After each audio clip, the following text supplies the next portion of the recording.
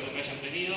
Sé que esto es una hora difícil para venir, todos estamos trabajando o estudiando, y venir a esta hora realmente a mí me llena de alegría ver tanta gente, ¿no es cierto? Yo también soy acá de la tecnológica, habiendo estudiado de noche, y sé lo que es quedarse esta hora por acá. Bueno, la charlita de hoy va a ser de antenas para el sistema de telecomunicaciones. La idea de esto es difundirlo, cuanto más difundiría esté mejor, así que siéntanse libres de pedírmela, copiarlas, digamos, repartirlas entre la gente que conozca. La idea justamente es que se difunda. ¿De qué vamos a hablar? Vamos a hablar de la integración de la antena en los modelos de propagación. ¿Por qué? Porque se usan en conjunto. Antenas y modelos de propagación es una cosa que van de la mano siempre. Vamos a tocar los principales parámetros: la ganancia, el ancho de haz, los lóbulos, el tema del TIP, una introducción a las antenas parabólicas, el concepto, cómo funcionan. Vamos a tocar el tema antenas paneles para radiobases, que es un problema que hay hoy. O sea, todo el mundo quiere hablar por teléfono, quiere tener Wi-Fi, quiere tener banda ancha, quiere tener 3G, quiere tener LTE, pero nadie quiere ver antenas. Y es un problema real. O sea, no, digamos, entiendo a la gente que no quiera verla, pero por otro lado, todo el mundo quiere ancho de banda, por lo cual es necesaria antena. Entonces, es un tema hoy, quizás el que más necesita de ingenio por parte de los que trabajamos en el mundo de la RF. Ustedes habrán visto al principio de todo la fotito que estaba la antena como un elemento tecnológico, lo cual es cierto. Un auto también es tecnológico, pero a nadie se le ocurre diseñar un auto de dentro para afuera. O sea, primero se empieza por la línea, después se apunta a un segmento de mercado, y al final estamos los ingenieros para meter el motor adentro. O sea, hoy todavía los sistemas de comunicaciones se siguen diseñando desde la ingeniería hacia afuera. Entonces, las antenas son feas, los soportes son galvanizados en caliente, espantoso, los mástiles naranja y blanco de raya, cuando no hay ninguna obligación. O sea, existen unas reglamentaciones, sí, de la Organización de Aviación Civil, pero les puedo asegurar que los carteles no son naranja y blanco de raya, si no, nadie haría publicidad, y son de la misma medida.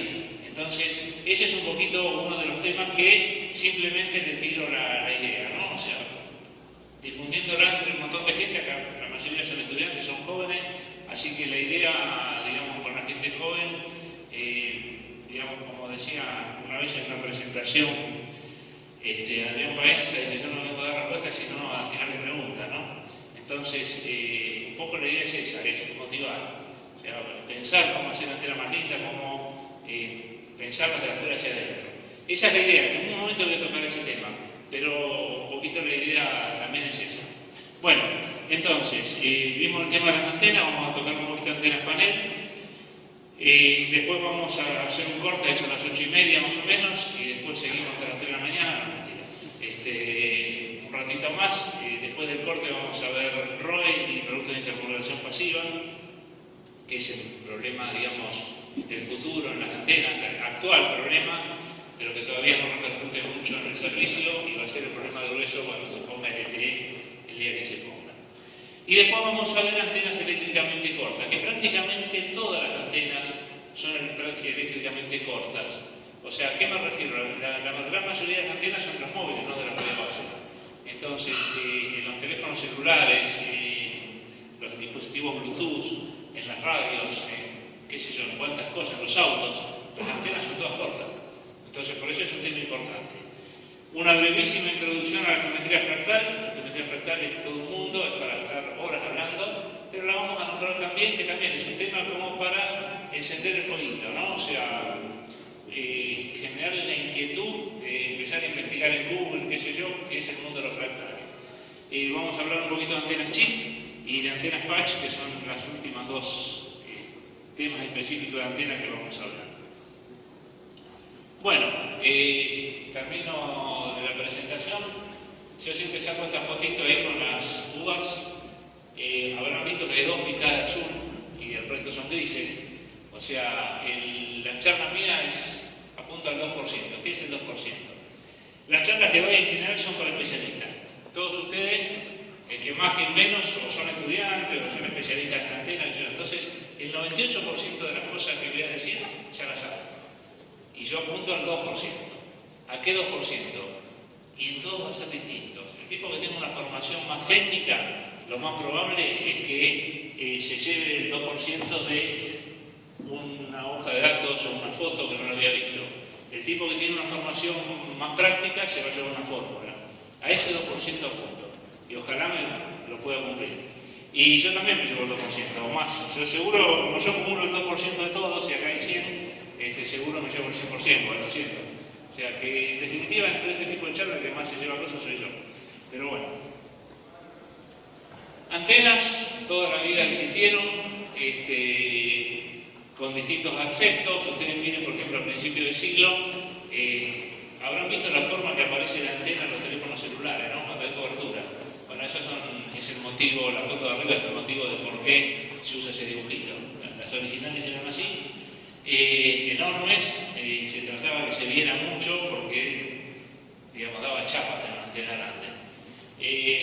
Después fue cambiando a principios del siglo XXI, ahora tenemos esa palmera que está ahí, que es una antena disfrazada. Yo insisto, no soy amigo de las antenas disfrazadas, soy amigo de hacer algo elegante y no empezar, digamos, disfrazando antenas, ¿no? Acá hay unas cuantas, frente al autódromo habrán visto los famosos truchipinos de Nestlé, que son pinos truchos. Están frente, justo en un edificio frente al autódromo, hay pinos en la terraza. Si a uno le llama la atención cómo crecieron pinos en la terraza, bueno, son antenas de Nestlé. Pero bueno, y ahí tienen digamos, lo que a mí me gustaría que pasara, que las antenas fueran lindas, digamos, la torre, a algunos les puede gustar, a otros no, pero lo que han hecho les tiene un sentido artístico, ¿no? No es un poste. Bueno, vamos a lo nuestro directamente. Hicimos la presentación y ahora vamos a hablar de la intervención de la antena con el modelo de propagación. ¿Por qué digo esto?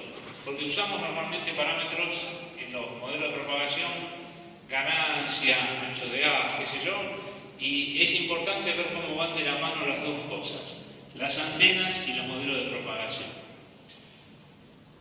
¿Qué es el modelo de propagación? O sea, cuando yo quiero calcular un enlace, cualquier enlace, o sea, un radioenlace, la cobertura de un celular, quiero calcular cuánta señal me llega desde mi telefonito hasta el Bluetooth del auto, en definitiva son todos radioenlaces. Más cortos, más largos, pero son radioenlaces. ¿Qué tendría que hacer yo? Y bueno, una posibilidad sería calcular resolver las ecuaciones de Maxwell en el entorno, en un auto o digamos en una ciudad. Es prácticamente imposible. Entonces, ¿qué es lo que ocurre? A los ingenieros que no nos gusta mucho hacer matemáticas y cosas con integrales y cosas raras, se nos ocurrieron métodos más simples. Y es modelizar esto y hacer de cuenta como si fuera un circuito simple de resolver. Y este modelo de propagación que voy a presentar ahora, posiblemente ya los que hayan hecho antenas y eso ya lo hayan conocido, o los que trabajan en el mundo de las redes ya lo conozcan, pero prácticamente es universal. Yo no conozco otro que use un modelo distinto. Entonces, es una manera simple que a veces no tiene fundamento en la física, pero muy útil para cálculos reales. Y el modelo es es el modelo de Friis. Vamos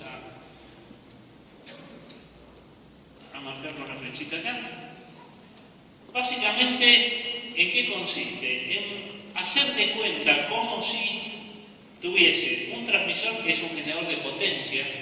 Los generadores de potencia no existen. En teoría los circuitos, si yo digo un generador de potencia, no sé si estoy loco, o son generadores de tensión o de corriente. Sin embargo, para este modelo tengo un generador de potencia, que es mi transmisor. Mi transmisor es de 100 watts, por decir algo. Y yo sé que siempre va a entregar 100 watts para mi modelo. En la teoría de los circuitos no existe, pero sin embargo en la práctica sí. Después, ¿qué digo? Que yo, la potencia que estoy generando en el transmisor, se lo aplico a un cable. ¿Y el cable qué es? Es un atenuador. Los cables todos se atenúan. Y ustedes miren que está pintado en distinto color. ¿Qué quiero decir? ¿Por qué está pintado en distinto color? Lo que es un color amarillo o naranja significa que tiene poca consistencia con la realidad. El generador de potencia no existe. Sin embargo, yo tengo un transmisor que transmite 100 watts, 10 watts, 1 watt, lo que fuese, y puedo considerar que es un generador de potencia. El cable yo digo que es un atenuador, y es muy consistente con la realidad física. Un cable es un atenuador, y casi les diría un atenuador perfecto. Cuando usamos, por ejemplo, tenemos que hacer mediciones de baja intermodulación, qué sé yo, ¿con qué atenuamos? Con cable, porque el cable es casi un atenuador perfecto. Entonces, considerar el cable un atenuador tiene muchísima consistencia con la física. ¿Que el cable también presenta otros fenómenos? Sí, totalmente. El cable irradia un poquito, tiene intermodulación, pero es, digamos, en el orden de, qué sé yo, 30, 40, 50 dB abajo, o sea, 10 a la menos 5 veces respecto de lo que atenúa. Entonces el cable es un atenuador casi perfecto. Y después yo se lo aplico a la antena. Y a la antena ahí casi no se ve, realmente no tiene un contraste eso. La antena dice que tiene ganancia, y de eso vamos a hablar en las 2 o 3 diapositivas que siguen. ¿Tiene sentido físico decir que la antena tiene ganancia? La verdad que no, pero ahora lo vamos a ver bien. Después yo digo que aplico un modelo de propagación. El modelo de propagación siempre lo divido en 2 partes: atenuación del espacio libre y obstrucciones que existen en la realidad. Yo, primero, la atenuación en el espacio libre figura en rojo. ¿Por qué figura en rojo? Les hago una pregunta ahora más allá de la física, solamente usar el sentido común. ¿Qué hay en el espacio libre? Nada. No hay nada. Si no hay nada, o sea, vamos a suponer las comunicaciones que se dan en la atmósfera, digamos, con aire seco normal, se aproxima muchísimo al espacio libre. En el espacio libre, acá, como dice el caballero, no hay nada. Si no hay nada, ¿puede pasar algo? No, no puede pasar algo en la nada. Entonces, si en la nada no hay nada, no puede pasar nada, conclusión, no puede existir ni la atenuación, ni un montón de fenómenos que uno le asocia al espacio libre. Entonces, en la práctica, ¿uno hace el cálculo de atenuación por espacio libre? Sí. Conceptualmente, ¿es una atenuación? No, porque no puede ser una atenuación. Para que sea atenuación tendría que ser disipativo. Un cable, por ejemplo, la potencia que no llega a la otra punta se fue en calor. En el espacio libre no se puede convertir energía en calor. Y ahora vamos a ver de dónde sale eso.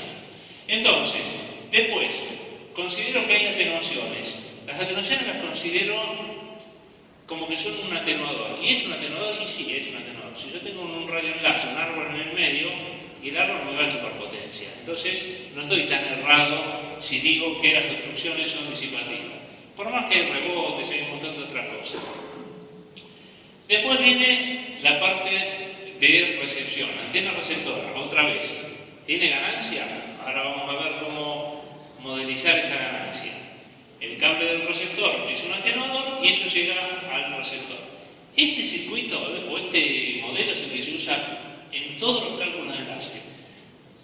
Punto a punto, punto multipunto, microondas, un Bluetooth, las comunicaciones con Marte, o sea, la zapatilla con ruedas que estaba dando vuelta en Marte se comunica usando este mismo modelo, no hay otro modelo de propagación, o por lo menos no hay otro que yo conozca.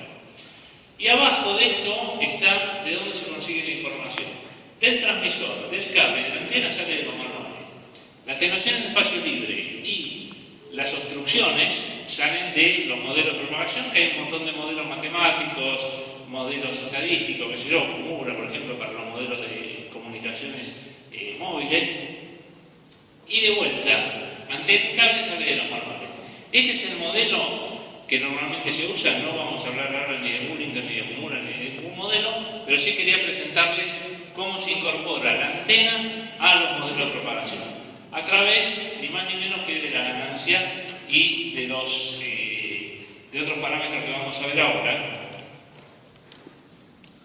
Entonces, una cosa que te voy a decir, esta charla tiene 100 y pico de diapositivas, van a ver que vamos a poder cumplir con el tiempo. La mayoría de las cosas que les digo están escritas, por eso ahora pasamos una que todo lo que dije hasta ahora es lo que está escrito acá. Eso les queda a ustedes después para repasarlo, qué sé yo, si alguno se lo quiere guardar. Entonces, todo lo que había hablado hasta ahora está escrito acá. Bueno, ¿cómo es la atenuación en el espacio libre?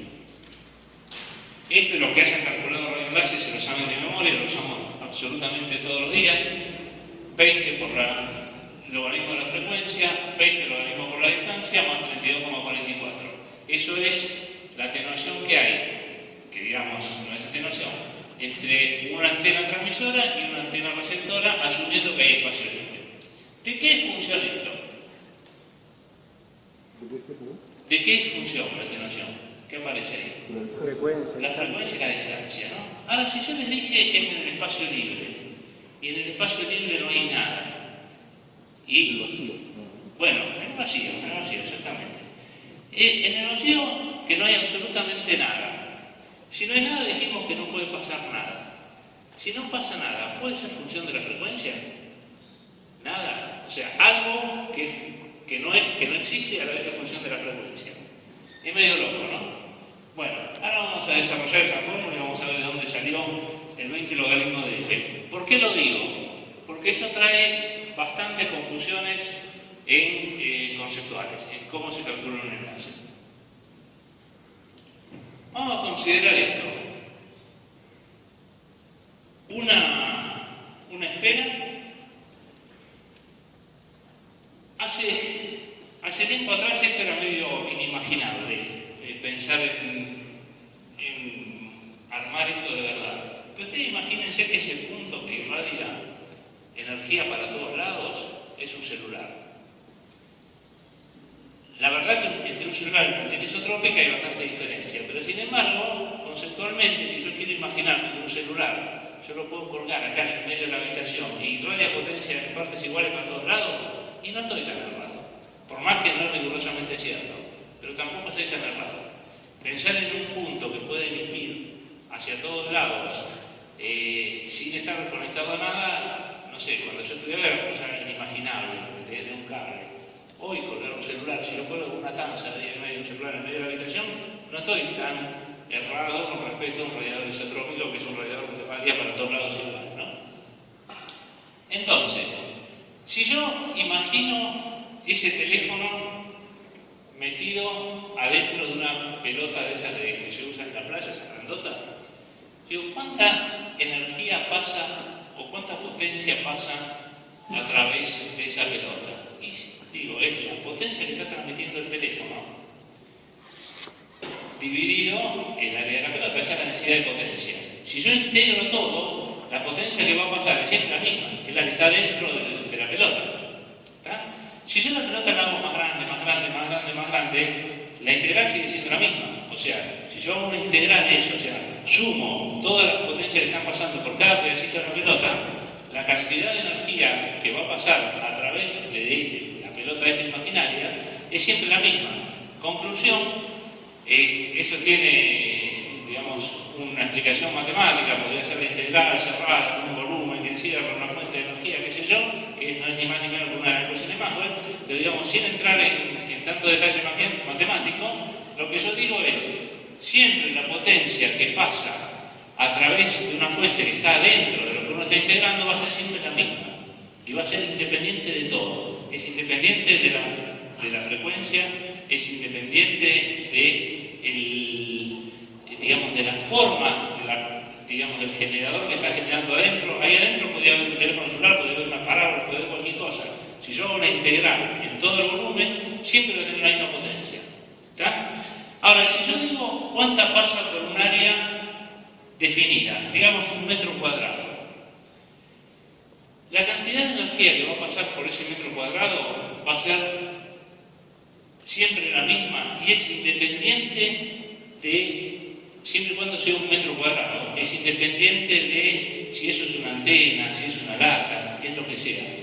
¿Está?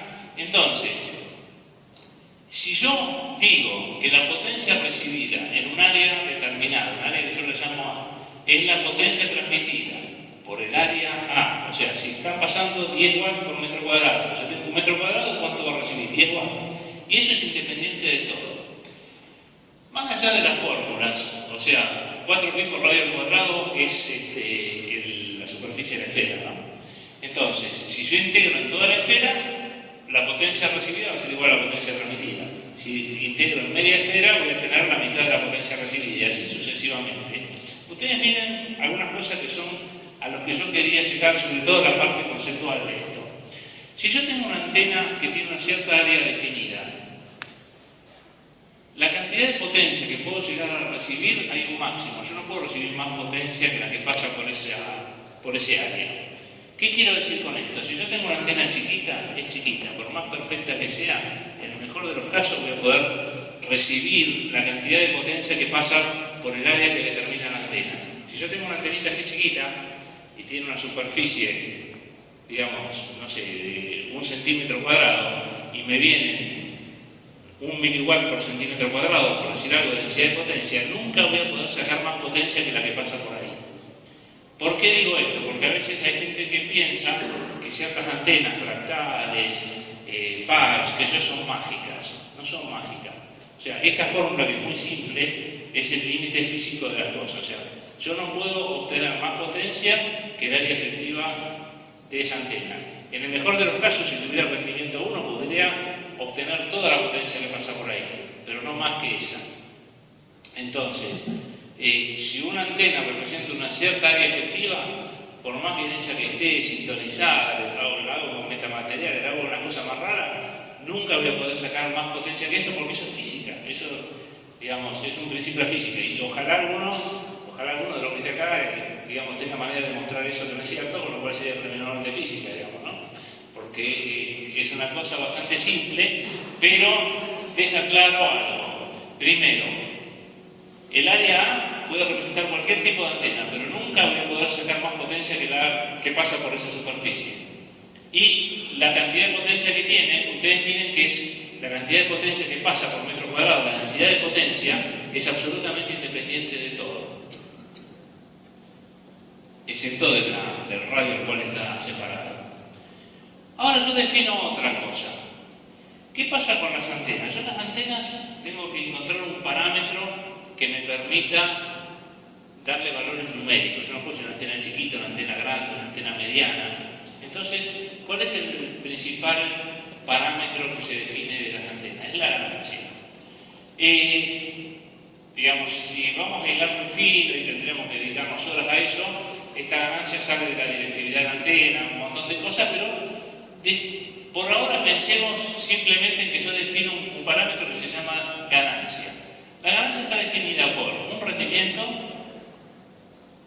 multiplicado por 4pi por el área de la antena, el área efectiva, sobre la longitud de onda al cuadrado. Yo defino que eso es ganancia. Por más que eso es directividad, y bueno, tenemos que entrar en un montón de análisis que se van afuera de la idea de esta charla, porque realmente tendríamos que empezar desde cero con antenas para llegar a eso, pero yo defino ese parámetro como ganancia y le pongo un número a la antena. Yo digo que mi antena gana 3 dB, gana 6 dBi, 6 dBd, que ahora vamos a ver qué son, pero digamos, yo le pongo ese parámetro que se llama ganancia, que es medible. Es medible y es posible comparar una antena con otra. Entonces, ¿cómo la ganancia es 4pi por el área efectiva de la antena sobre la longitud de onda al cuadrado? Ustedes se darán cuenta bastante fácil que sabiendo la ganancia puedo calcular el área con esa misma fórmula. Si yo tengo una antena que gana, no sé, 10 dBd, yo puedo decir qué área efectiva tiene. ¿Por qué? Porque primero, cosa importante, estas cosas se calculan en veces, ¿no? O sea, los dB hay que tener cuidado. O sea, 10 dB son 10 veces. En ese caso coinciden, pero 13 dB son 20 veces, ¿no? Entonces, yo digo 20 por la longitud de onda al cuadrado sobre 4pi, me da el área efectiva que tiene esa antena. Entonces, si yo tengo una potencia, no sé, de 1 watt, que a una cierta distancia me está pasando 1 microwatt por metro cuadrado, si yo tengo una antena que tiene un área efectiva de 1 metro cuadrado, va a recibir 1 microwatt de potencia siempre y cuando tuviera rendimiento 1. ¿Está? Entonces, si yo reemplazo el área en la fórmula de la potencia recibida, en esta que estaba acá, en esta, me olvidé el láser y la verdad es útil para señalar. En esta fórmula, yo llego a que la potencia recibida es la potencia transmitida sobre 1 sobre 4pi radio al cuadrado por el área, que es la ganancia por lambda al cuadrado sobre 4pi, y si hago todo ese, resuelvo todo eso y pongo lambda en 0,3 sobre la frecuencia. ¿Por qué? Porque la expreso en kilómetros. Llego a la famosa formulita esta, que es 20 logaritmo de R menos 20 logaritmo de F menos 32,44. ¿Se acuerdan que al principio yo les decía si era dependiente de la frecuencia? No, no es dependiente de la frecuencia. ¿Por qué aparece dependiente de la frecuencia? Porque yo pongo la distancia y el área de la antena medida longitudes de onda. Por eso no aparece la frecuencia. Pero la realidad es que esta fórmula que está ahí es ni más ni menos que 1 sobre 4 pi radio al cuadrado hecho en decibeles. Si yo paso a decibeles 1 sobre 4 pi radio al cuadrado, me aparece eso. Después mírenlo tranquilo, si tienen insomnio a la noche, lo pueden leer tranquilito y ver de dónde sale esta fórmula. Pero esta fórmula, que es la base de todos los cálculos de todos los radioenlaces, es tan simple como pasar 1 sobre 4 pi radio al cuadrado a decibeles. Y acá está la demostración, que es más que simple. Y ojo, la frecuencia no tiene nada, absolutamente nada que ver con la atenuación. Para empezar, la atenuación no existe. Una cosa que es bastante práctica cuando uno está instalando un radioenlace, normalmente llama al antenista, te dice, ¿y qué campo recibo?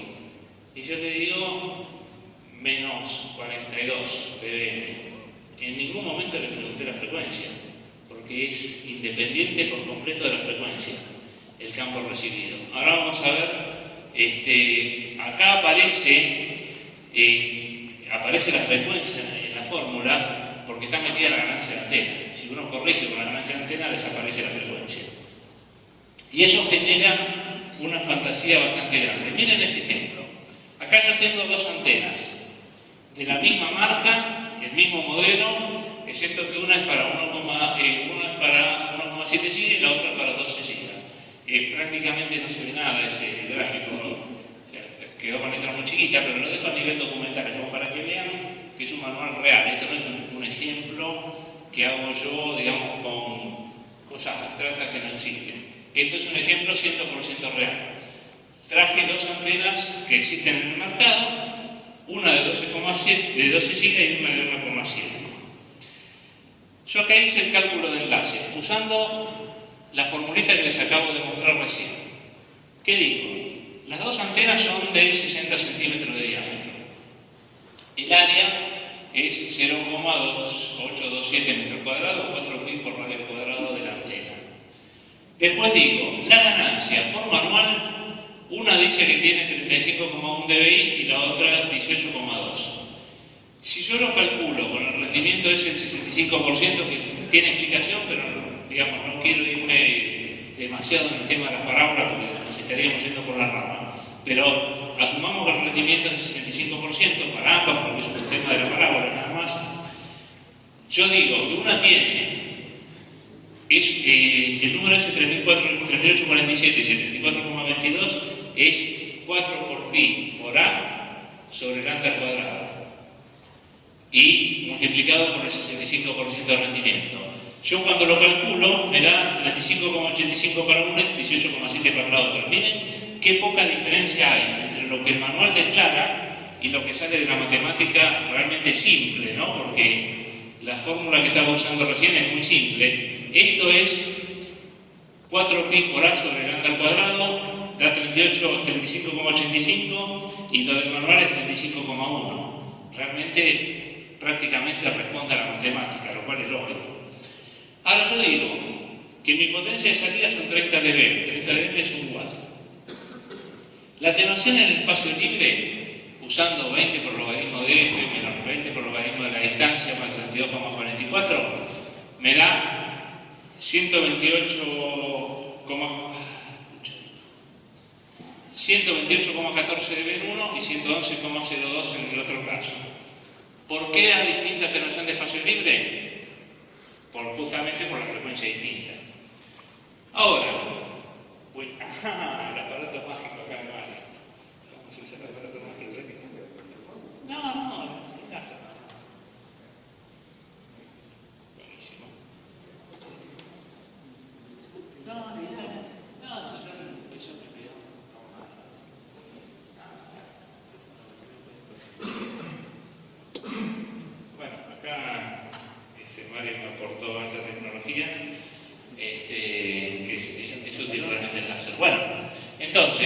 Volvemos al tema. La atenuación de espacio libre, que insisto, no es atenuación, en el caso de 12 GB me da 128 dB, en el caso de 1,7 GB 111 dB. Pareciera como que a frecuencia más baja la atenuación es más baja, lo cual no es cierto. Pero ocurre que la misma antena tiene más ganancias en una frecuencia que en otra. Conclusión, lo que aumenta la pérdida por espacio libre lo gana la antena y el campo recibido es el mismo, lo cual es lógico, porque si yo tengo en la misma área y como la cantidad de potencia que llega tiene que ser la misma, es absolutamente independiente de la frecuencia. Entonces, ustedes miren que no da exactamente el mismo número porque hay errores, digamos, de aproximación, pero si uno quisiera hacerlo muy fino, el campo recibido es exactamente el mismo, sea cual sea la frecuencia, siempre y cuando las dos antenas sean iguales. Si las dos antenas son de 60 centímetros de diámetro, el campo que voy a recibir poniendo la misma potencia es el mismo. Lo cual es lógico, cuando uno se calcula un enlace, no usa la frecuencia en ningún punto del cálculo de enlace, excepto para setear los equipos, digamos, ¿no? Pero no forma parte del enlace, ¿no? Ojo, acá hay que agregar la atenuación de los cables. Yo me estoy suponiendo que los 30 dB están aplicados en la punta de la antena, ¿no? O sea, los cables sí atenúan en función de la frecuencia, pero las antenas de espacio libre no. Ahora, si el campo recibido es el mismo a igualdad de diámetro de la antena, ¿por qué se usan frecuencias bajas en los enlaces largos? Bueno, eso es por otros motivos, por un montón de otros motivos, pero ninguno tiene nada que ver con el espacio libre. Los fenómenos que hay es, por ejemplo, la atmósfera. Cuando llueve, ya no hay espacio libre, hay agua. Entonces, un radioenlace en 23 GB en una tormenta como la que inundó medio Buenos Aires, se corta el enlace. Pero se corta ¿por qué? Porque yo estoy haciendo una suposición acá, que digo espacio libre, y en realidad hay agua, una cortina de agua impresionante. Lo mismo las capas de la atmósfera, que empiezan a variar la densidad, ya no es espacio libre. En ese caso ya no es homogéneo, es digamos, la capa tiene, el aire tiene estratos de distinta densidad y eso hace que la onda se difracte por un lado y para el otro. Pero los motivos por los cuales en los enlaces largos se usan frecuencias más bajas es por la atmósfera, no por la atenuación del espacio libre. Y se da mucho lugar a error, sobre todo conceptual, de la gente que piensa que como aparece ese 20 logaritmo de f, a mayor frecuencia, mayor atenuación. No es cierto, porque primero que no hay atenuación y segundo que lo que atenúa, lo que aparece en las fórmulas como que atenúa, es lo mismo que ganan las antenas. Yo tengo una antenita de celular, digamos en 1900, de un cierto largo, en 800 mide la mitad, si la antena es la misma, ¿no? Entonces, el área que presenta es la mitad. Conclusión, a menor frecuencia, el espacio libre atenúa menos, en teoría, pero la antena también gana menos. Entonces, el campo recibido es siempre el mismo. Entonces, lo que yo quería hablar un poquito es el tema del concepto de la ganancia, que, digamos, genera algunos errores conceptuales. Imagínense, recién nombré la zapatilla esta con rueda que está en Marte, el enlace es en 10 GB. Entonces, si fuera cierto que a distancias largas se pudieran usar menores frecuencias, uno usaría, no sé, HF para hablar con Marte. Lo cual no es cierto, porque una vez que yo salí de la atmósfera terrestre, cualquier frecuencia es lo mismo. Entonces, la antena, cuanto más chiquita, mejor. ¿Para qué voy a poner una antena HF en Marte? Sería gigantesca. Entonces, por eso se usaría SIGA. Se usaría SIGA también por otro motivo, que son bandas de uso militar. Ya existen los equipos receptores, toda la parte del espacio profundo ya está desarrollado en la banda de 10 GB. Así que ese es el motivo. Pongo una anécdota para amenizar un poco. Habrán visto por qué nombro yo el tema de las comunicaciones con Marte. Hace muchos años atrás, hace más de 15 años, en la empresa que yo trabajo, Multiradio, tuvieron la feliz idea de poner en Internet, cuando Internet era algo novedoso, todo lo que usted quiera saber sobre comunicaciones, pregúntelo a Multiradio. ¿Y quién atendía ese mailing? Yo. ¿Qué ocurre? Primera pregunta, ¿cómo son las comunicaciones con Marte? mire, yo hago enlace terrestre, no, a lo sumo satelital, pero no, Marte, no. Ustedes dijeron que todo lo que quisieran saber lo preguntaron. Sí, bueno, pero eso no sabía. Segunda pregunta, tercera. Hubo como 10 personas, más allá de un montón de otras preguntas que venían del mundo más real, pero hubo como 10 consultas sobre cómo funciona la comunicación con Marte. Conclusión. Sí, conclusión, tuve que conectarme a la página de la NASA, empezar a investigar, qué sé yo. Aparte a mí también me agarró la curiosidad. De ahí que salió este tema, porque me lo preguntó un montón de gente. Yo nunca se me hubiera ocurrido que la inquietud iba a ser cómo eran las comunicaciones con Marte. Pero bueno, se ve que en esa época estaba de moda, creo que no me acuerdo la primera sonda que se mandó. Pero bueno, era para analizar un poco más. Bueno. Entonces, ¿quedó claro el tema de la ganancia de la antena y del área efectiva? Esto lleva realmente a trabajar sobre el área efectiva de la antena, la directividad y un montón de cosas. Es para charlas largas y varios días, y con ecuaciones y con un montón de cosas, con integrales. Pero no es la idea es entenderla. O sea, digamos, sumar la cantidad de potencia que pasa por una pelota es una integral cerrada, pero digamos no sé si aporta algo venir acá con fórmulas, pero sí entenderlo, ¿no? Bueno, ahora vamos a ver los principales parámetros de la antena. Acá una cosa que insisto bastante. La ganancia de la antena es proporcionalmente al área, la apertura de la antena. En una parábola es proporcional al diámetro. ¿Qué significa esto? Que si yo subo 1,4 veces el diámetro, gano 3 veces más de potencia en la antena, ya sea transmitida o recibida. En las antenas del tipo parábola, las antenas que no dependen del plano de tierra, directividad y ganancia es lo mismo y en transmisión y en recepción son iguales. No así las antenas que funcionan con un plano de tierra, por ejemplo, un monopolo, ¿no? Eso no es cierto. Pero las antenas digamos, las que funcionan aisladas de la Tierra, o sea, una parábola, una Yagi, un celular, por ejemplo, el parámetro de transmisión y recepción es el mismo. Cosa simple, ¿por qué no es así en un monopolo? Imagínense una antena de AM o un monopolo de un auto, ¿no? O sea, una antenita que es un palito vertical. Digamos, funciona por un fenómeno de reflexión, es como si hubiese otra igual metida para el lado de adentro. Entonces, un monopolo funciona como si fuese un dipolo clavado en la Tierra y la otra mitad es imaginaria para abajo de la Tierra. Cuando transmite toda la potencia para arriba, pero cuando recibe solamente la mitad de arriba, no recibe la mitad de abajo. Entonces, los parámetros de transmisión y recepción no son iguales. Pero bueno, ese es un tema que no tiene nada que ver con esto, pero es interesante. Entonces, en una antena, la ganancia es proporcional al tamaño, básicamente. ¿Por qué? En las parábolas o en los paneles o las antenas que tienen un área definida, es proporcional al área. En una antena colineal, o sea, una vertical, una formación de dipolos, qué sé yo, es proporcional a la longitud. Y en una llave al número de elementos, pero también estamos hablando del tamaño. O sea, la antena, cuanto más grande mejor, es así de simple el concepto. Si yo quiero tener mucha ganancia, ¿no? Entonces, ¿puedo hacer una antena corta que reciba la misma potencia que una antena larga? No, siempre las antenas cortas van a tener menos rendimiento. Van a recibir menos potencia que una antena grande, o van a transmitir menos que una antena grande.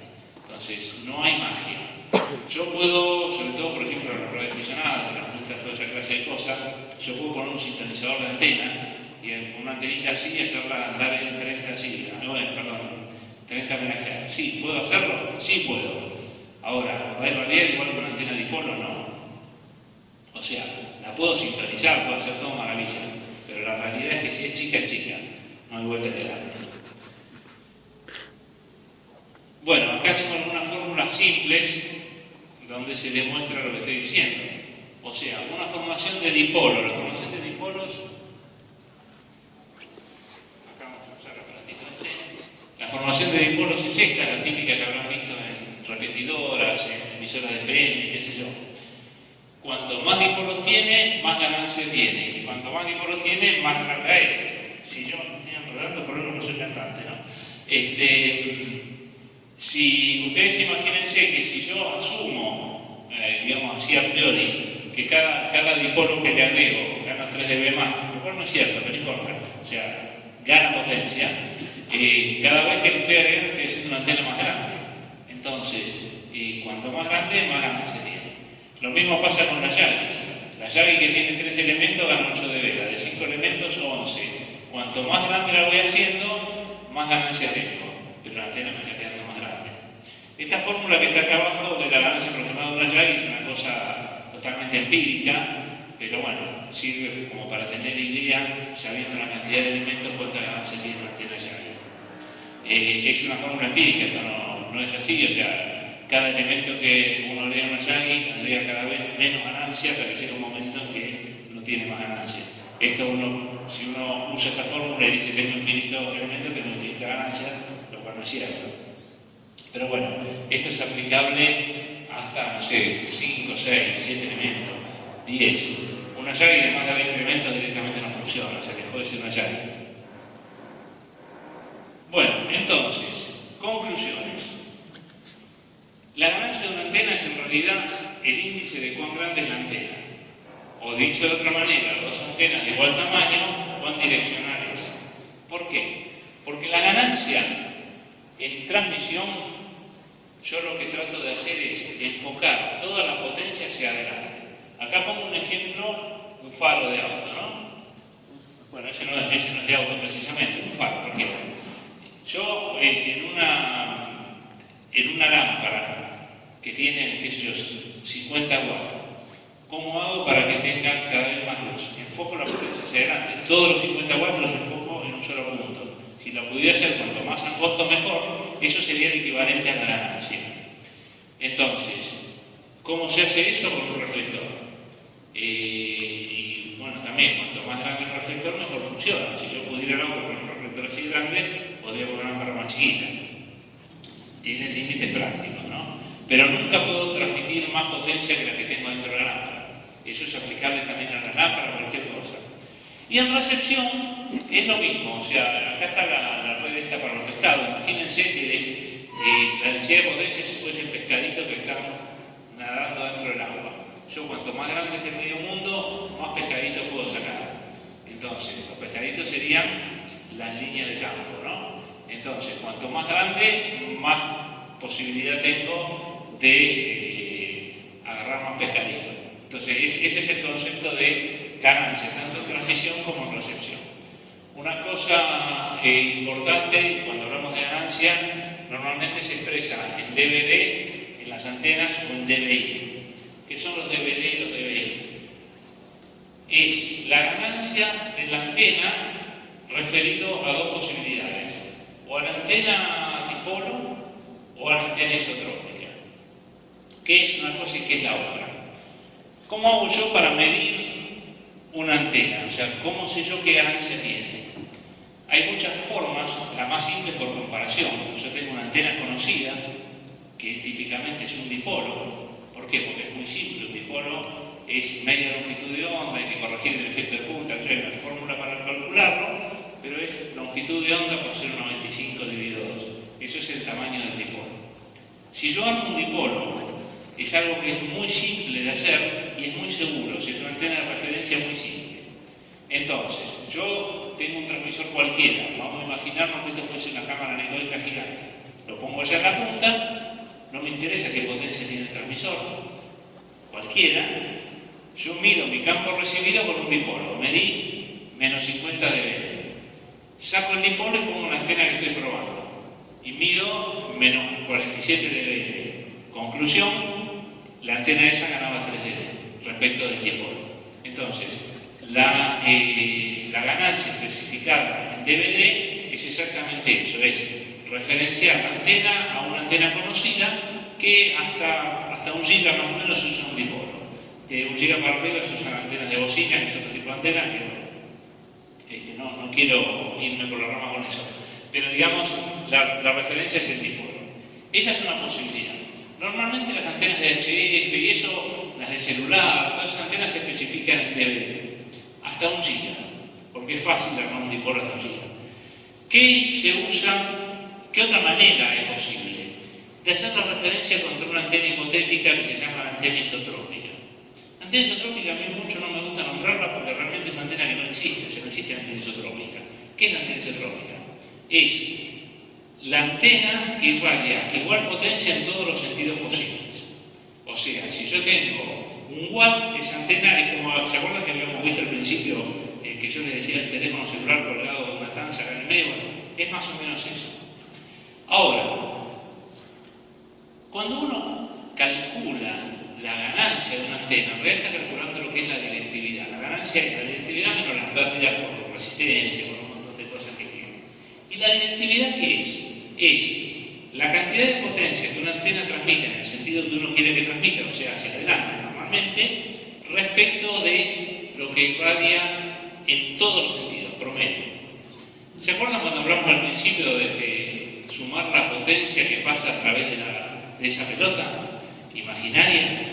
Bueno, la cantidad de potencia que pasa a través de esa pelota imaginaria, o sea, la integral en un volumen que cierra la antena, siempre va a ser la misma, siempre va a ser la potencia transmitida, independientemente de cuál sea la antena. Y una de esas posibilidades es que fuese la isotrópica, cualquier antena. Entonces, la directividad en realidad es la cantidad de potencia que irradia la antena hacia adelante dividido el promedio. Ese promedio, como es igual para cualquier antena, uno dice que es la isotrópica, pero en realidad es el promedio de uno mismo, de la propia antena que uno está midiendo. Siempre va a dar lo mismo. Y eso es la ganancia expresada en dB. Normalmente las antenas para microondas se especifican en dB, o sea, dB respecto de la isotrópica. Entonces, ¿qué es la isotrópica? Es la potencia que se le aplica a esa antena, o mejor dicho, la potencia que irradia dividido 4π por radio al cuadrado. Eso es la potencia isotrópica. Y si uno hace las cuentas, entre la isotrópica y el dipolo es 2,15 dB. Y es fácil pasar de una forma a la otra. Igual yo eso se los dejo escrito. Bueno, ahora que vimos, acá viene el famoso pollito que ya los que son habitués y son del club de fan que nos han venido de otras veces, ya conocen el pollo. Si yo tengo un radioenlace de 27 dB, un radioenlace de medio watt, prácticamente todos los radioenlaces que están en el mercado son de medio watt, más o menos, 27 dB, 26, 25, 28. Entonces, yo tengo un radioenlace de medio watt. Le aplico una antena, lo conecto a una antena que gana 33 dB, o sea, 2000 veces. Una antena de 33 dB es un pesito así de 60 centímetros, o sea, no estoy hablando de la antena satelital de 9,30 metros, ¿no? Estoy hablando de un pesito común. Entonces, yo le aplico medio watt a una antena que gana 33 dB, 2000 veces. La potencia efectiva irradiada es 1 kilowatt, porque es más 27 más 33 da 60, o medio por 2000 da 1000. Estamos en lo mismo, o sea, lo veamos en decibel o lo veamos en watt, es lo mismo. Si yo a ese radioenlace le pongo un pollo delante, ustedes miren que acá en el dibujo el pollo está crudo, ¿no? Se nota la diferencia, este pollo está crudo y este pollo está cocido. ¿Qué pasa? ¿Se cocina? El pollo, no digo que va a quedar tan rico y tan sabroso como este, pero digamos, por lo menos, ¿se cocina el pollo? ¿Sí o no? ¿Qué opinan? Vamos a ver la que sigue.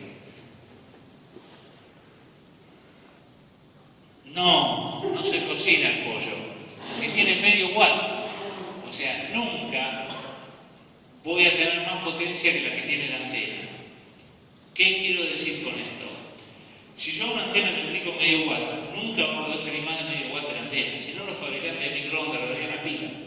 Harían una antena de 60 centímetros arriba del horno, unos osciladorcitos con 2 transistores, que no haría falta un magnetrón, nada por el estilo. ¿Por qué, si llega a este error? Porque uno cree que la ganancia antena, la antena gana potencia y no gana nada de potencia. ¿Qué significa los 30 dB? Lo que significo yo con esos 30 dB o 33 que tenía el ejemplo significa que el campo lejano que me pondría este radioenlace con medio watt es el mismo campo lejano que yo tendría que ponerle 1 kilowatt a una antena isotrópica. Eso quiero decir. Si yo en vez de la parábola tuviera una antena que irradia en partes iguales para todos lados, para llegar al mismo campo lejano tendría que poner 1 kilovatio. Y si me pongo al lado del kilovatio, ahí sí cocino el pollo. ¿Por qué? Podemos hacer cuentas y un montón de cosas, pero prácticamente el 99,99999% de cualquier enlace se dispersa en el espacio. O sea, la famosa radiósfera de la Tierra. La radiósfera es, hoy por hoy ya va casi 100 años luz, es donde se está dispersando toda la energía de RF que hay. No a otro lado de la potencia RF. Lo que llegó a los receptores es muy poquitito. O sea, si yo digo que un receptor recibe menos 30, menos 30 estoy hablando de un campo fortísimo, un radio enlace, menos 30 es 10 a la menos 3 de miliwatt, o sea, 10 a la menos 6 de watt. Y estoy usando 1 watt, o sea que llega una millonésima de lo que yo puse y estoy hablando de un enlace que está quemando la antena, más o menos, ¿no? Entonces, el 100% menos la millonésima se está dispersando en la radiósfera y el 1 por millón llega a la otra punta. Por eso es que le ponga la potencia que le ponga, la ganancia que le ponga, por más que yo me pare delante de la antena, nunca voy a tener 1 kilovatio. Entonces, ustedes imagínense algo también de sentido común. Yo tengo un celular y estoy comunicándome con la radio base. Y para que el enlace ande tiene que tener más o menos los dos la misma potencia, por lo menos el mismo orden de magnitud. Conclusión, tengo mucha más radiación teniendo el celular al lado de la oreja que si estuviera abrazado arriba del mástil de la antena, porque la antena es tan larga que nunca tendría toda la energía concentrada en un punto. Entonces, un celular irradia mucho más que la antena. Si yo me subiera y me abrazara al mástil, estoy menos expuesto que teniendo el celular en la oreja. Bueno, ¿quedó claro el concepto de ganancia? Que es una de las cosas que yo más quería meterme. Bueno, vamos a ver el tema del ancho de haz. ¿Qué es el ancho de haz? Este es el ángulo, es un ángulo sólido en el cual yo digo que la señal que irradia mi antena es la mitad del máximo. Esto es por definición, simplemente es una definición del ancho de haz. Entonces, vamos a verlo en la gráfica, va a ser mucho más fácil, es mucho más intuitivo verlo.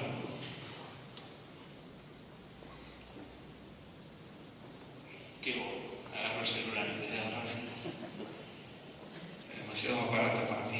Bueno, entonces, si yo digo que esta antena, ustedes miren, ahí está menos 5 dB, menos 13 es por acá. O sea que esta antena significa que en 5 grados la potencia bajó al 50%.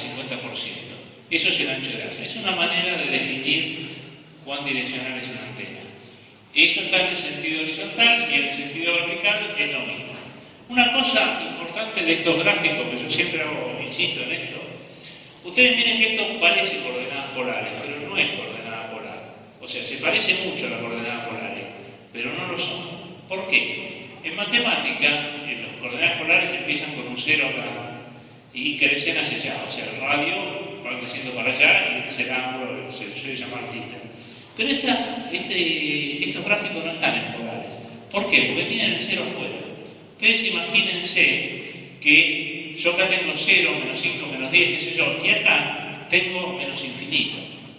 Entonces, este es un gráfico que es increíblemente alineal y cada fabricante le arma la escala que quiera para hacer desaparecer los lóbulos que quiere hacer desaparecer. Porque si yo acá le pongo menos 35, ¿por qué? Porque este fabricante no tenía ningún lóbulo por abajo de menos 35. Si yo acá le hacía llegar menos 5, hagan la prueba, entrar a una página de antena, qué sé yo, y graficarlo en distintas escalas y van a ver cómo cambian los lóbulos, pero completamente. Porque este gráfico no es polar. O sea, parece polar, pero no lo es. Porque para ser polar tendría que tener el centro acá en el medio. Y acá el centro está afuera, el 0 está afuera. Es un polar que cuenta para abajo y increíblemente alineado. ¿Qué significa este menos 35? Significa de menos 35 para allá no tengo la más mínima idea de qué pasa con la antena. Eso es lo que significa. Lo mismo pasa en este, ¿no? Bueno, este es el patrón de radiación de una antena cualquiera. Acá están los nombres que reciben los distintos los distintos partes del lóbulo de radiación. Esta se llama relación frente-espalda, o sea, cuánto irradia la antena para atrás y para adelante. Ustedes miren que distintos tipos de antenas pueden tener distintos patrones de radiación, ¿no? Prácticamente no existe ninguna antena que no irradie nada para atrás. O sea, simplemente cambiándole la escala uno puede hacer que este lóbulo quede muy chiquitito, pero siempre algo irradia. Lo mismo para adelante, estos son los puntos A10 dB. ¿Por qué no puse esto? Porque distintos fabricantes especifican distintos puntos. Y acá está en una gráfica resumido todos los puntos. Algunos hablan de el rechazo a 60 grados, otros digamos, el rechazo a 60 grados viene de la época en que las celdas de celular eran de 120 grados. Hoy en día ya son de 33 grados, así que ya esto no tiene mucha explicación. Bueno, ahora vamos a analizar los distintos tipos de antenas. Vamos a empezar por las parabólicas. Ustedes miren las más comunes. La grisada prácticamente no se usa más, salvo para cosas caseras muy simples. Están, si uno mira una torre de telecomunicaciones, va a encontrar este tipo de antenas y este tipo de antenas. Básicamente hoy en zonas urbanas todas son de tipo blindado. El blindado es porque tienen esto que está acá, que es un blindaje, que lo que evita, ustedes miren el iluminador acá, el iluminador está expuesto. O sea que si viene una señal a 90 grados, impacta directamente en el iluminador, con lo cual los lóbulos secundarios hacia los costados es malo. Acá está blindado por esto. Esa es la función que tiene el blindaje. O sea, es eliminar los lóbulos laterales. En enlaces urbanos, prácticamente el problema son los lóbulos secundarios. O sea, de frente cualquiera recibe. El problema es que está recibiendo señales y ruido de los costados. Bueno, entonces, la antena parabólica, ¿qué es una antena parabólica? En realidad es una cosa compuesta. Está compuesta de dos mitades. Una mitad que es la antena en sí mismo, que puede ser o un dipolo o una antena de bocina, prácticamente microondas, la mayoría son antenas de bocina, antenas que se llaman horn, o un dipolito. Y un reflector. Ahora vamos a ver un cachito de geometría para entender el reflector parabólico. ¿Por qué traigo esto? Esta es geometría muy simple. Realmente una antena parabólica debe estudiarse con otros, digamos, profundizando un poquito más en la difracción, en otras cosas. Pero, digamos, como una introducción, como para entender cómo funciona la antena parabólica, alcanza con geometría simple. Primero, ¿qué es una parábola? Una parábola es el lugar geométrico de todos los puntos que distan igual de una recta que se llama directriz y de un punto que se llama foco. Esto es geometría, esto no es otra cosa, esto es geometría pura. O sea, si yo trazo una recta y un punto y elijo los puntos que están a la misma distancia de la recta y del punto, termino trazando una parábola. Entonces, si están a la misma distancia, este FA tiene que ser igual a FC. Ustedes miren que acá en el medio FB es igual a FW, también se cumple, y acá también se cumple. Entonces, yo digo, FB es igual a BW, FB es igual a BW. ¿Por qué? Porque en el punto del medio se cumple el concepto, el principio geométrico de la parábola, que, digamos, este punto equidista de este y de este. Después digo, Fs es igual a Fq, Fs igual a Fq, es igual a St, St es igual a 2Fb. ¿Qué significa esto? Ustedes miren que si yo digo que Fa es igual a Fc, Fa es igual a Fc, un punto cualquiera, en el cual también equidista de los dos, de la directriz y del foco, yo tengo que AB más AC es 2FB. ¿Se acuerdan que FB y BW eran iguales? Entonces, si yo reemplazo uno en el otro, me queda que FA más AB me da siempre 2FB. Entonces, ¿qué significa esto? Que si yo pongo una fuente de RF en el centro de la parábola, todos los rayos que salgan hacia la parábola y reboten, van a rebotar y van a hacer siempre el mismo recorrido. En conclusión, van a estar todos en fase. Entonces, algo que tenía un frente de onda disperso se transforma en un frente de onda plano. ¿Y dónde se hace plano? En un punto que en geometría se llama lado recto de la parábola. Esta es una explicación geométrica muy simple. Realmente para analizar una parábola tenemos que entrar con cosas más sofisticadas, pero por lo menos sirve como para entender por qué, si yo acá tengo un radiador y lambda cuadrado. Entonces, cuanto más grande es la antena, más ganancia tiene. Y prácticamente todas las antenas parabólicas se venden por diámetro. O sea, cuando uno busca un manual de antenas, lo primero que va a encontrar es una antena de un pie, de 2 pies, de 3 pies, se mide en pie porque vienen del mundo americano, pero en definitiva, el parámetro que mide una antena es el diámetro. Entre diámetro y ganancia hay simplemente una fórmula. Entonces, decir que una antena es de 60 centímetros o decir que es de 33 dB de ganancia es lo mismo. Porque eso es geometría, eso no tiene nada que ver ni con el fabricante, ni con la marca, ni con nada. O sea, que no me escuchen los comerciales, este es un ámbito académico totalmente, no hay dos antenas del mismo diámetro que puedan tener ganancia distinta. Es imposible, salvo que esté mal hecha, digamos, ¿no? Digamos, hablando de dos antenas sintonizadas y bien hechas, las dos que tienen el mismo diámetro tienen que tener la misma ganancia. Insisto, bien hecha. Digamos, ¿qué se diferencia una antena de otra? La calidad, la antena es una cosa mecánica, netamente. O sea, entonces, si la soldadura está mal hecha, si se afloja, si se deforma, qué sé yo, ahí es donde se nota la calidad. Pero no hay posibilidad de que una antena tenga una ganancia distinta de otra si geométricamente son iguales. Entonces, la ganancia también se define a la máxima irradiación, ¿no? O sea, siempre se define hacia lo que se llama el bore side de la antena, o sea, hacia dónde apunta. Que ojo, no en todas las antenas es hacia adelante. Un ejemplo muy simple, lo vamos a ver ahora, las antenas de celular no están para abajo porque los clientes están abajo. Entonces, el máximo no está adelante. Las antenas de televisión satelital casera, ustedes habrán visto que la antena mira por un lado y el satélite está arriba, porque ya son offset. O sea, el máximo ganancia no la tienen hacia adelante, la tienen hacia arriba, ligeramente hacia arriba. Entonces hay que tener cuidado con el tema del bore side. Y bueno, el tema de la ganancia en DVD es lo que les decía antes. Ojo con los DB, los que estamos todos los días usando los DB, ya no metemos la pata, pero que no está todo el día, tengan cuidado que los DB se suman, no se multiplican. Bueno, acá están los distintos tipos de antenas satelitales, de antenas parabólicas que existen. ¿Qué es esto? Cuando hagan cálculos de NASA se van a encontrar con algo que se llama el Radiation Pattern Envelope, o sea, el envolvente del patrón de radiación. ¿Qué significa esto?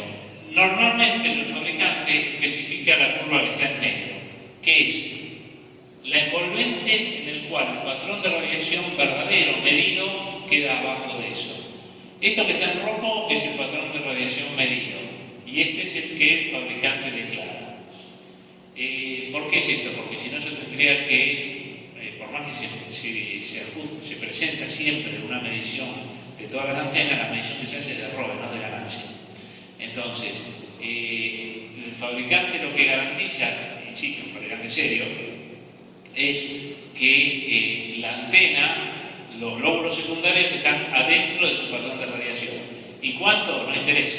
O sea, porque esto es un envolvente, es adentro del cual, o sea, es el límite máximo que está permitido de esta antena con estos patrones de radiación. En general, de antenas parabólicas, los fabricantes son todos serios. O sea, hablemos de Comscope, hablemos de RFS, Caltrain, o sea, no hay fabricantes de cosas de mala calidad, inclusive fabricantes nacionales que mucha gente dice, no, nacional, no, es muy buenos, o sea, dentro del mercado. Obviamente, de golpe no es lo mismo una antena Android, una antena Caltrain, que una antena casera, pero la realidad es que hay muy buena línea de productos. Bueno, en los RPE, en los Radiation Pattern Envelope, están normalizados con clases. Las antenas parabólicas en general, las que se usan comercialmente son estas dos, digamos, clase 2 y clase 3. ¿Qué significa esto? Los que están midiendo las clases de antenas parabólicas es cuánto tiene de lóbulo secundario. ¿Por qué? Porque en los enlaces que hoy se usan, sobre todo en los enlaces urbanos, el principal problema que hay no es el enlace incidente, es el interferente. O sea, el incidente da seguro siempre. El problema es el interferente. Entonces, las antenas que tienen pocos lóbulos secundarios son mucho más directivas. ¿Qué concepto había hasta hace unos años atrás con las antenas? Que para hacerla más directiva la tenían que hacer más grande. Entonces, en un mástil, yo tengo que poner una antena de 3 pies cuando podría poner una de 2, solamente para hacerla más directiva. La antena cuanto más grande, no es magia, ¿se acuerdan lo que decíamos hoy? Si yo le pongo un watt, el watt lo transmite siempre. Entonces, ¿cómo hago yo para que transmita todo para adelante? Lo hago más grande. Con eso concentro mi potencia para adelante a expensas de no transmitirla en los sentidos que uno no quiere. Entonces, el concepto viejo que había de antenas era cuanto más directiva la quiero, más grande la hago. Entonces ponían en un mástil una antena de 1,80 m, cuando con 30 centímetros alcanza para el enlace incidente. ¿Cuál es el problema? El interferente, una antena chica, no lo cumple. Ahora, las antenas de este tipo, las antenas clase 4, ¿qué es lo que hacen? Tienen un blindaje más evolucionado del que vimos recién, y lo que hace es evitar los lóbulos secundarios. No tiene ganancia, porque no me interesa. Yo en un enlace que lo tengo 30 o 40 dB arriba de mi margen de sensibilidad, no pierdo nada si pierdo 3 dB ahí. Y estoy bajando el área un montón. Y un mástil hoy es carísimo, o sea, por tener, digamos, carísimo desde el punto de vista político, de conseguir que los vecinos autoricen poner antenas, qué sé yo. Entonces, las antenas de clase 4 hoy están empezando a aparecer. ¿Por qué? Porque no tienen gran ganancia, pero tienen mucha directividad. Y van a ver un dibujito que les va a gustar, que está metido acá. Ustedes miren el caballo, que está mirando el menú y no mira lo que hace la yegua, ¿no? Esa es una antena directiva. No necesita mucha ganancia, pero no se da cuenta de lo que está pasando alrededor. Miren acá la yegua lo que está haciendo y el caballo está lo más entretenido mirando el menú. Ese es el mejor ejemplo de para qué es una antena de clase 4. O sea, no se da cuenta de lo que está pasando alrededor. O sea, es una antena muy sensible a, o mejor dicho, poco sensible a la interferencia. Después, cuando veamos antenas de radiobase, va a aparecer esto, el teorema de Shannon-Hartley, que es el teorema que nos va a dar de comer a todos en los próximos años de lo que trabajamos en estas cosas, porque el problema que hoy hay es el piso de ruido. Entonces, ustedes miren que es simple, ya les voy adelantando el problema que hay hoy. La capacidad de un enlace es el ancho de banda por el logaritmo de 1 más la relación señal-ruido. Y esto es física, de vuelta, esto no es que un fabricante diga esto es física. Entonces, la gente cada vez tiene más capacidad, todo el mundo quiere tener 3G, quiere tener LTE, quiere tener un montón de cosas, todo eso hay que llevarlo por algún cambio. Bueno, entonces el radioenlace que estoy usando cada vez tiene más capacidad. El ancho de banda no puedo hacer magia. Entonces lo único que me queda por tocar es la relación señal-ruido. ¿Puedo subir la señal? Sí, puedo subir la señal, pero también puedo bajar el ruido. Y es más fácil bajar el ruido que subir la señal. No es más fácil, es más difícil, pero digamos, es más lógico. Bueno, a ver cómo estamos de hora. 20 y 26. Bueno, metemos un poquito de base station antena y cortamos y después seguimos. Antenas para radiobase. Acá están una fotito, como verán es un poco de cosas. O sea, hay antena parabólica, ahora nos toca la antena radiobase. Estas son las antenas que hoy hay en uso. Dual pole, ustedes habrán visto que en charlas anteriores yo ponía la Sony, antenas que ya no se usan más, estas ya las saqué. Las dual pole, que son antenas dobles, quad pole, hay 4 antenas adentro de una sola caja, el consignment, hay 12 antenas de una sola caja, y estas multibeam, estoy trayendo las 2 primeras que llegan al país, las vamos a poner en La Plata, si Dios quiere, para el partido de los Pumas con el Sol Blanco. Estas antenas tienen 10 beams en una cosita así, de este tamaño, o sea, 80 centímetros por 80 centímetros, y ahí tenemos 10 sectores. Y 10 sectores que ocupan, digamos, en el centro de La Plata van a cubrir medio estadio. O sea que vamos a poner 20 sectores con una sola antenita de este tamaño, vamos a ver cómo funciona, veremos que bien, si no me van a correr patadas por todos lados, pero esto es la última tecnología que hay. Las dos primeras que están llegando al país están llegando ahora dentro de unos días. Así que esto es nuevo.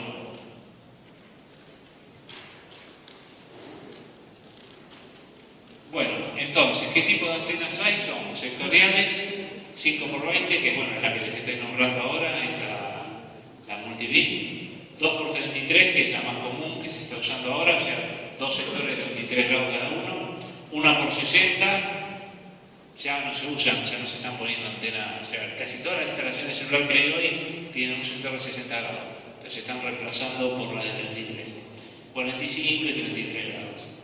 Hay antenas de port múltiples y antenas omnidireccionales. Las omnidireccionales ya casi no se usan, pero en algunos casos en el interior, en rutas, hay todavía aplicaciones de antenas omni. Ahora vamos a ver un poquito qué es cada cosa.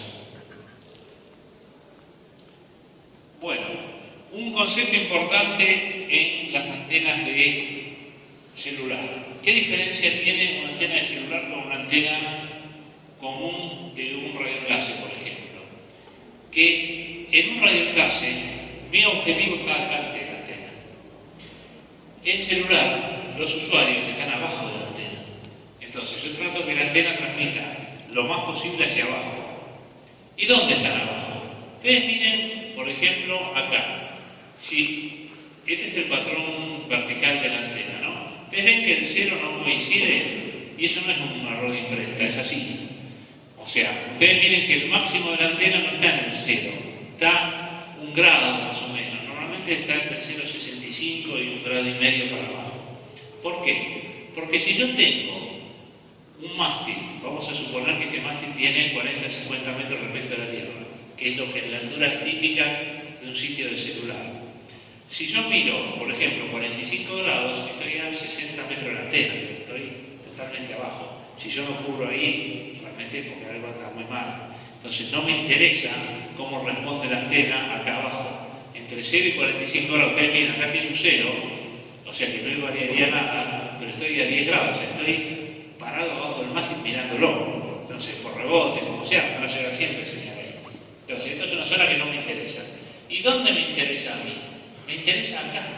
¿Por qué? Porque a -1 o -2 grados, yo estoy a unos 600, 700, 1000 metros del mástil, que es donde tengo usuarios que están usando esta red y están en el límite de la cobertura. Es donde más tengo que optimizar. Por eso no está optimizado en 0.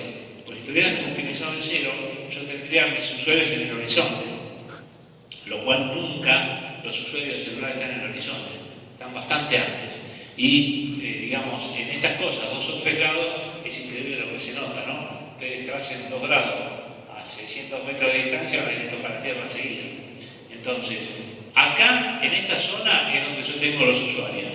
Y es donde se trata de que las antenas no tengan nulls, o sea, que no tengan ceros para ahí. Sobre todo que no tengan los ceros de por acá, entre -2 y -10 grados. Porque acá es donde tengo prácticamente todos los usuarios. Los que están acá están abajo de la antena, no me interesa. O sea, no es que no me interesen, me interesan, pero no tengo problema de campo. Y después, ¿qué otra cosa se trata? Que no irradie para arriba la antena de celular. Porque yo no tengo usuarios, ya no es para helicópteros, es para los que están en la Tierra. Y encima, lo que transmite para arriba, digamos, me genera interferencia en otros sitios. Conclusión. ¿Se acuerdan lo que hablamos hoy de vuelta, el tema de la integral? Si yo hago la integral de la potencia es siempre la misma. Si yo trato de que la potencia vaya para abajo, es a expensas de que no vaya para arriba. Entonces se ajusta la fase de los dipolitos de manera que las señales que van para arriba se cancelan y las que van para abajo se refuerzan. Esto se ajusta en el diseño de la antena. Entonces, como yo no puedo reforzar potencia sin sacarla de otro lado, ¿de dónde la saco? De donde yo no quiero que transmita. Una antena de radioenlace se trata que sea simétrica. Una antena de celular se trata que sea bien asimétrica. O sea, que transmita todo lo que pueda para abajo. La posibilidad de que haya usuarios arriba es baja, digamos, o sea, realmente no existe, sería un problema. Queda claro entonces el tema de Nullfield. Acá está, esto hecho en kilómetros, esto es de verdad. esto está graficado en distancia, ¿dónde están los ceros? Ustedes miren esta antena, si uno hace una formación de 16 dipolos, por ejemplo, y uno lo grafica, esto, digamos, matemática es seno de 16x sobre seno de x, digamos, y va a salir de esta forma, ¿no? Esto es matemática pura. Si yo no le ajusto la fase de los dipolos, genera esto. Si yo lo ajusto, saco potencia de arriba para mandarla abajo. La integral de esto tiene que ser igual a la integral de esto, porque yo no puedo generar ni hacer desaparecer potencia. Simplemente la enfoco para donde yo quiero. Entonces, ustedes miren, por ejemplo, este primer número está a 300 metros, y entre 300 y 1 kilómetro es donde yo quiero que la antena se comporte bien. Entre 300 metros y el mástil no me interesa porque lo estoy viendo prácticamente. Estos son, digamos, graficado el campo en función de la distancia. El tilt. ¿Qué es el tilt? El tilt es cómo inclinar la antena hacia abajo, y para el tema del tilt yo me había traído la linternita. ¿Dónde la tengo la linternita? Bueno, se los cuento. Pero Mario tiene de todo. Toda la tecnología que no se le puede ocurrir, tiene Mario. Bueno, ¿cómo es el tema del tilt? Uno trata de que en una antena de celular la cobertura esté limitada. A diferencia de radioenlaces y otras cosas que uno quiere que una antena cubra mucho, yo en celular quiero que cubra poco. ¿Por qué? Porque tengo problema de tráfico. O sea, yo tengo que atender a mis clientes. O sea, vamos a suponer que yo tengo todos ustedes. Si yo tengo acá una antena que me desparrama señal para todos lados, me van a entrar muchos usuarios por esa antena, con lo cual se me va a limitar la señal, que es un problema que me imagino que nadie sufrió, ¿no? De que tiene señal a full pero no puede comunicarse. Entonces, ¿qué es lo que uno trata? Uno trata de limitar la cobertura. Ustedes imagínense, no sé si lo ven de acá, si yo pongo una antena muy baja, voy a tener una cierta limitación de la cobertura. ¿Ven la sombra? Si yo subo, cada vez es más difusa. Ahora, si yo la apunto para abajo, tengo una cobertura completamente enfocada. Y tengo una zona fuerte y una zona en donde, ustedes miren si la pongo baja y apuntada hacia abajo. ¿Cómo hago una sombra concreta? Si yo la voy haciendo así, se va desenfocando y para allá. No tiene un límite conocido. Gracias, Mario. Entonces, ¿qué es lo que se trata de hacer con las antenas? Exactamente lo mismo. Inclinarlas hacia abajo. Y eso es ni más ni menos que el tilt. Ustedes habrán visto las antenas de hace unos años atrás, de los paneles celulares que están inclinadas hacia abajo. Hoy en día ya eso se hace bastante poco, todavía quedan algunas con tilt, pero se hace el tilt de otra manera. Ahora vamos a ver cuál problema tiene inclinar las antenas para abajo, más allá de un problema, digamos, psicológico. O sea, cuando uno ve algo inclinado hacia adelante, le produce un efecto de intimidación. O sea, los arquitectos de hecho lo usan en la fachada. Cuando un edificio uno quiere que sea más imponente, imagínense una iglesia, por ejemplo. Si ustedes miran las puertas de las iglesias de diseño un poco antiguo, tenían como arcos que cada vez se vienen más encima de uno. Eso para que uno lo intimide cuando entra y se escucha este edificio. Tiene peso, ¿no? O sea, eso es un recurso de arquitectura que es importante. Cuando las antenas se las ponían inclinadas por abajo, la gente les tenía miedo. O sea, los cristos se ponían un poquito inclinados siempre en la iglesia. Entonces, esas cosas hay gente que las sabe. Y los ingenieros que no entendemos un poco esas cosas, ponemos las antenas así y la gente les tiene miedo. Pero bueno, más allá de eso, ustedes miren lo que pasa si yo a una antena la inclino hacia adelante. El patrón principal queda hacia adelante, que es lo que recién hice con la linternita, pero acá hay un problema interesante, que el lóbulo secundario para atrás me queda para arriba. O sea, si yo inclino una antena para acá, el lóbulo principal apunta para abajo, pero el lóbulo secundario me apunta para arriba. Y yo no quiero que me apunte para arriba. ¿Por qué? Porque lo que transmite para atrás va a viajar y va a rebotar en algún lado donde me va a hacer interferencia. Entonces no lo quiero. ¿Y cuál otro problema tiene que no está acá en este gráfico? Si yo tuviera un lóbulo lateral, si yo inclino la antena, el lateral no se inclina. O sea que la relación entre el lóbulo principal y el secundario hacia los costados se empeora. Entonces no es lo mejor inclinar la antena. ¿Qué es el downfield eléctrico? El downfield eléctrico es bajarle los lóbulos laterales mediante el ajuste de la fase de los dipolitos.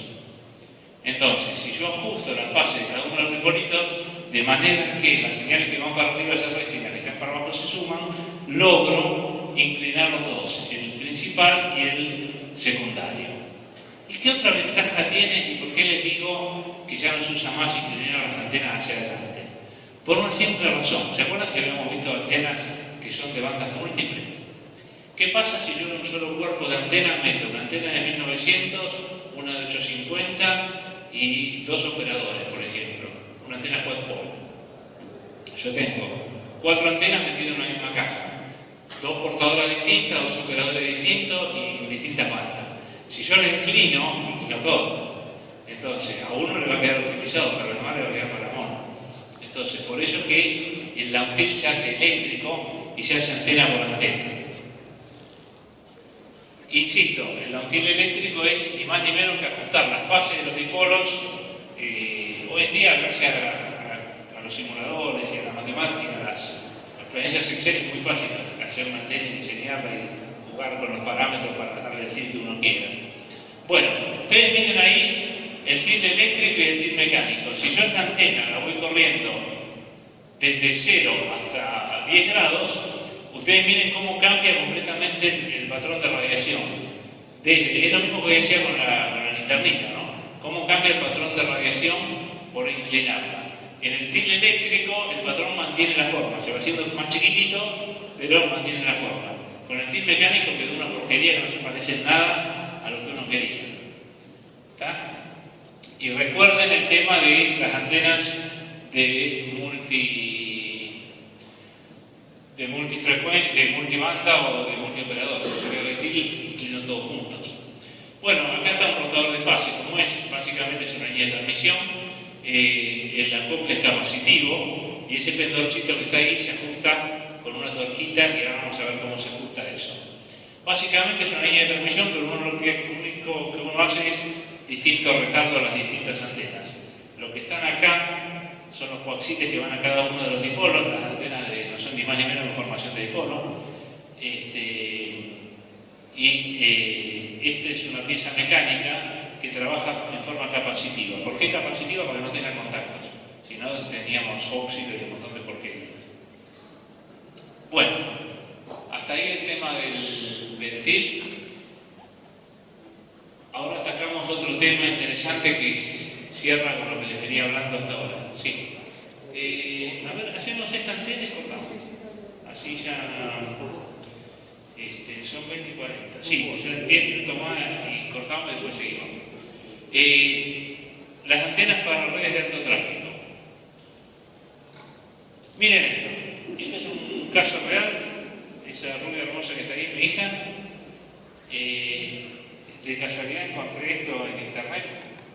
Cuando asumió el Papa Francisco, saqué esta foto en la cual alguien subió, no sé si Twitter, Facebook o cualquier cosa, porque todo el mundo ahora se le da por hacer esta clase de cosas. Acá estaba mi hija viéndolo. Todo esto que está acá son celulares. Son celulares, son iPads, son un montón de cosas electrónicas. Imagínense el tráfico que genera esto. Todo subiendo video. Subiendo, no bajando. Subiendo. Hoy se dio vuelta el tráfico. Cuando yo empecé con esto, hace unos años atrás, el tráfico era de bajada. ¿Por qué? Porque uno ponía cierta palabra y bajaba mujeres desnudas, por ejemplo. Así que nadie hace esa clase de cosas. Entonces, uno ponía, no sé, sexo, y eran 4 caracteres, y volvían millones de imágenes. Hoy es absolutamente el contrario. Hoy el tráfico en eventos es de subida. Ahora vamos a poner en prueba las antenas cuando venga el partido celular. Todo el mundo quiere sacarle fotos al gol. Tenemos un problema serio con los periodistas. O sea, la gente le gana a los periodistas. O sea, hoy por hoy en los estadios estamos poniendo redes que tienen que ser más rápidas las de los periodistas que la gente, por los que hagan a pedo cuando llegan a las producciones. Dicen, me llegó primero por Facebook que tu foto. Y porque el periodista tiene menos velocidad que el público. Entonces, hay un montón de desafíos interesantes que son costumbristas. Pero miren esto no son encendedores. Estos son celulares. Y están todos transmitiendo. Y son millones y millones en el mismo momento, y esta es mi hija viéndolo online en su casa. Esta foto la verdad que es muy interesante. Bueno, ¿cuál es el gran problema entre 2G y 3G? Y ahora después de eso cortamos así, les dejo esto picando. ¿Cuál es el gran cambio? Las tecnologías de 2G, o sea, la red GSM, que es una red muy linda, muy práctica para hablar, realmente es la evolución de la tecnología de la telefonía fija a móvil, ¿no? Como nació el sistema, nació como telefonía móvil, o sea, una evolución del fijo hacia el móvil. Sirve para hablar, sirve para un montón de cosas, y tiene un concepto de años atrás, en el cual había portadoras y cada portadora en distintas frecuencias. ¿Cuál es la tecnología actual? O sea, ¿qué es lo que se está usando hoy? Las redes 3G y 4G. Para empezar, no son sistemas de telefonía, son sistemas de datos móviles por los cuales se habla.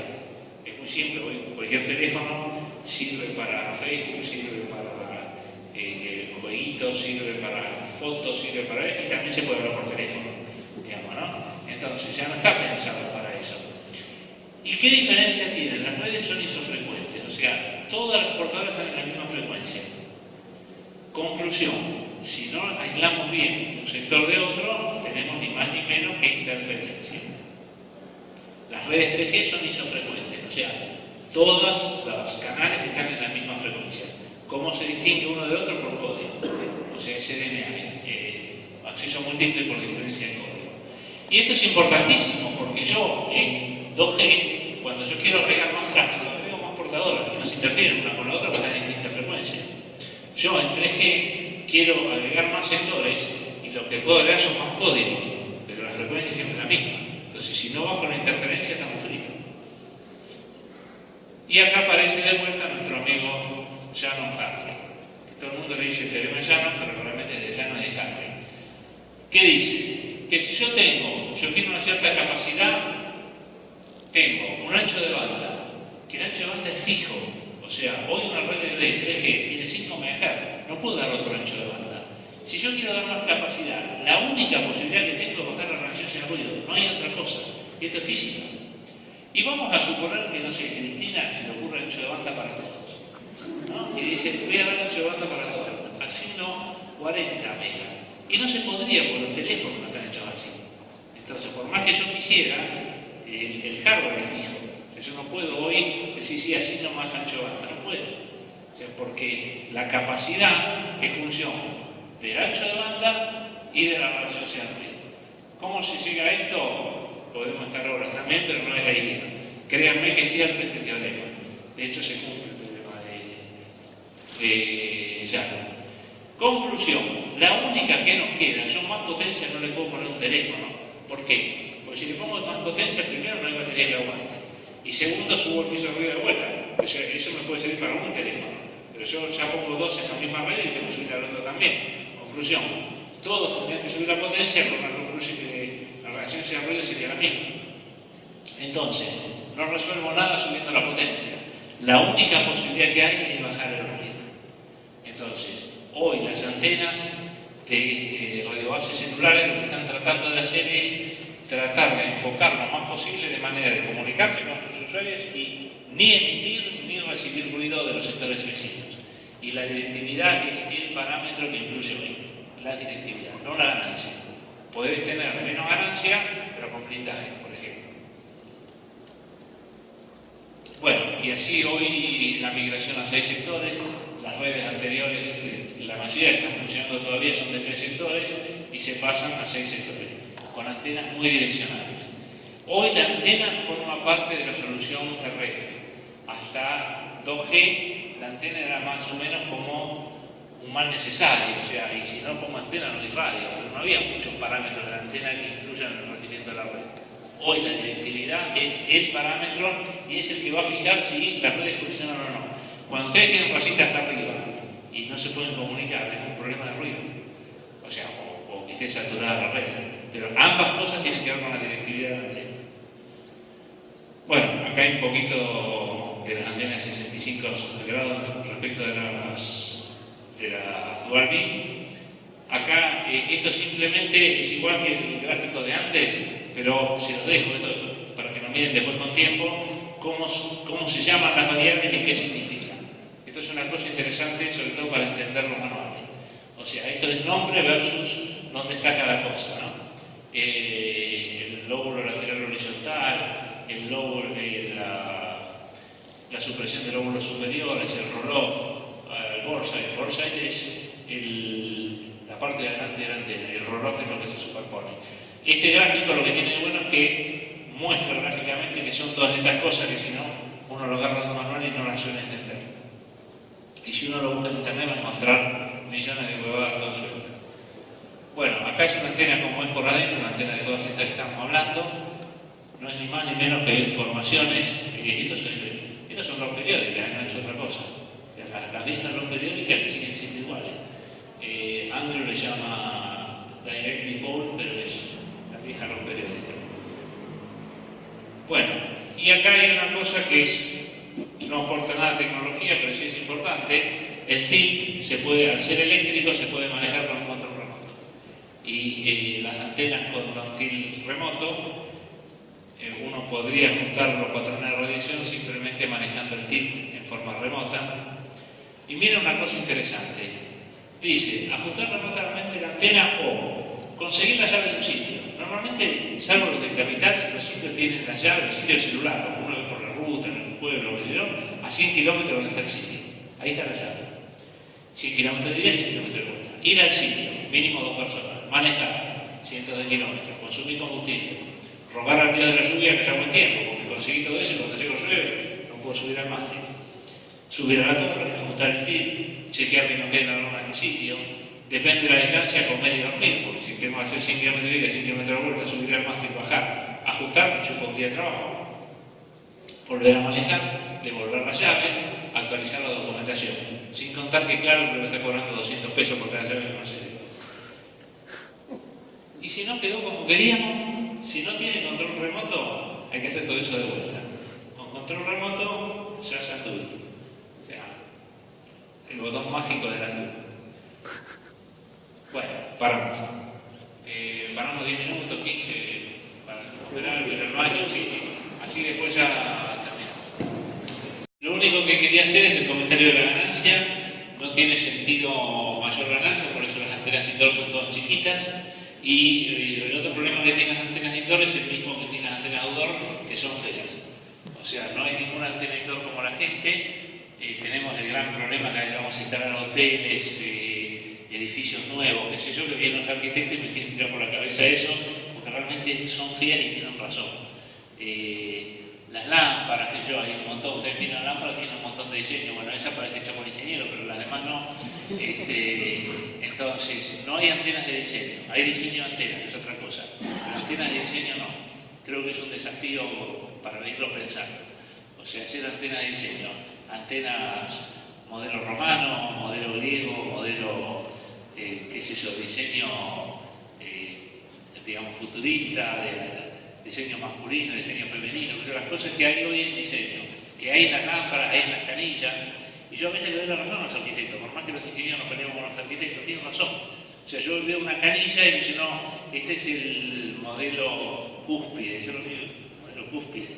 Bueno, porque es la canilla que es dorada, con un toque violeta, qué sé yo, inventos que hacen. En antenas no hay eso, son todas feas, blancas y sin gusto, digamos, cuando las hicieron.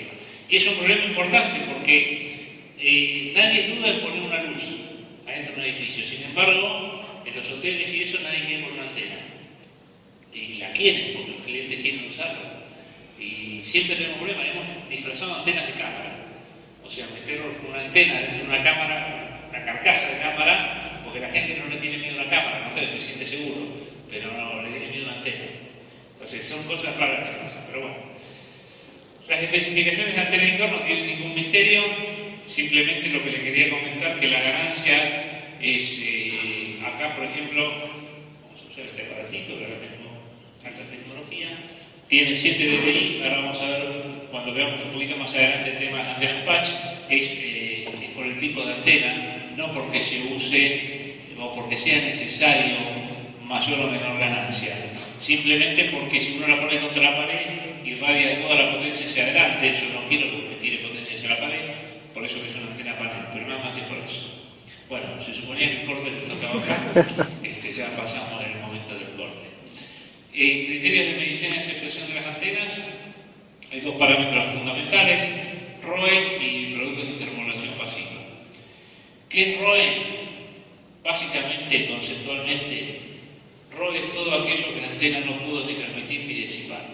O sea, si yo a una antena le pongo una cierta cantidad de potencia, esa potencia llega a la antena y hay solamente dos posibilidades, o que se irradie o que se disipe con calor, como calor.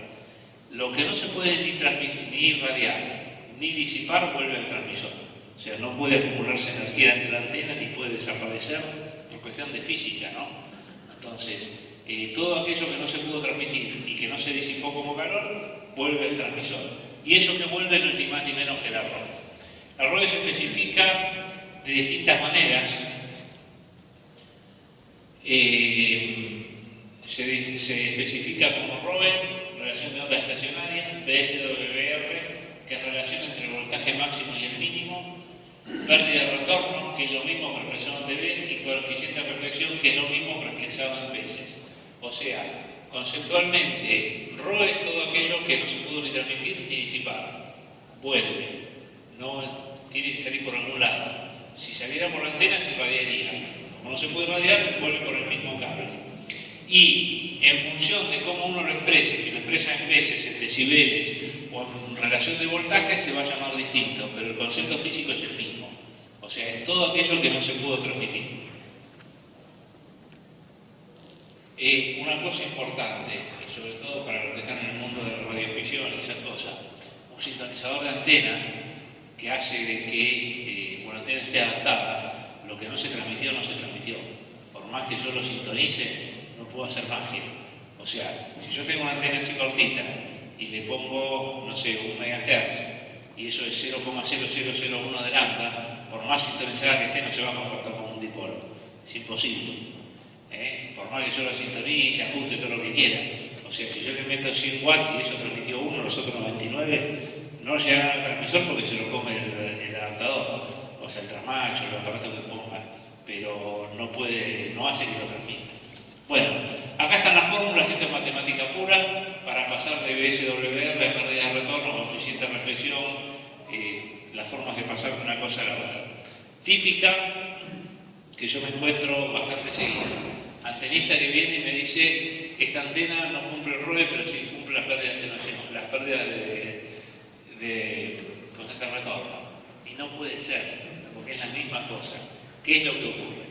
Las pérdidas de retorno, como están en dB, de golpe uno ve 20, 22, 23, 24, parecen números distintos. El coeficiente de reflexión, como está en BSWR menos 1 o más 1, o sea, es BSWR menos 1 dividido BSWR más 1, da números muy parecidos.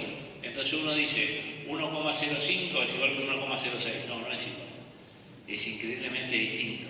Entonces, muchas veces ocurre de que el antenista me dice, no, el ROE pasa bárbaro, porque no me da 1,4, me da 1,5, pero es lo mismo. No, hay una diferencia enorme, hagan la cuenta en decibel y van a ver lo que da. Entonces, por eso que a veces pasa que muchos antenistas dicen que cumple el ROE y no cumple el BSWR, o sea, es lo mismo, no puede no cumplir uno y no cumplir el otro. Pero engañan los números, hay que tener cuidado. Bueno, ¿cómo se calcula el ROE? Las ondas reflejadas se dan en distintos puntos de línea de transmisión, se dan en el cable, en los conectores, en la antena, en distintos lugares. En todos los lugares aporta un poquitito. Acá les voy a mostrar un gráfico que ya está. Tengo esto, exactamente. ¿Cuál es? Acá. Al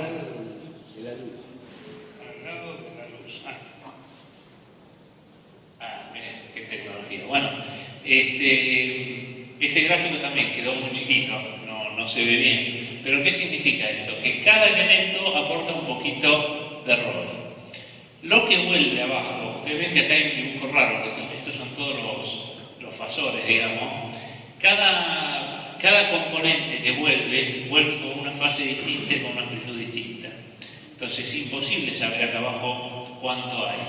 ¿Cómo hago yo para calcular el ROE? Bueno, hay dos métodos. Una sería sumar el cuadrado de los cuadrados de cada componente, sumarlos en fase, qué sé yo, lo cual sería prácticamente imposible porque yo no sé con qué rotación de fase.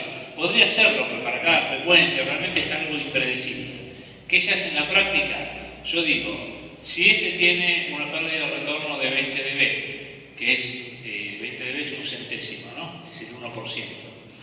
Este tiene otro de 20 dB y el cable atenuó 3 dB, por decir algo, yo digo, esto tiene un 1%, acá perdió 3 dB, o sea que llegó a la mitad arriba, este tiene otro 1%, entonces acá tengo el 1 de este 1 como estaba atenuado en la mitad, se transformó en medio, y ese medio como vuelve para abajo y se vuelve a atenuar la mitad, se transformó en un cuarto. Entonces acá abajo tengo el 1% más un cuarto, 1,25%. Eso si se sumaran todos los fasores en fase, lo cual es casi imposible. Como eso es muy poco probable que ocurra para todas las frecuencias, lo que, digamos, la forma empírica de hacer esto es sumar todos en fase y multiplicarlo por 0,7. Ojo cuando sumo en fase, en veces. ¿Ustedes se acuerdan que yo les dije que 20 dB es el 1%? Entonces, eso lo recomienda Andrew como una forma práctica para calcular el ROE. ¿Por qué hay que calcularlo? Porque cuando yo voy a poner un instrumento, ¿qué es medir? Medir es comparar contra algo conocido o esperable. Entonces, ¿yo cómo sé si este cable está bien o está mal de ROE?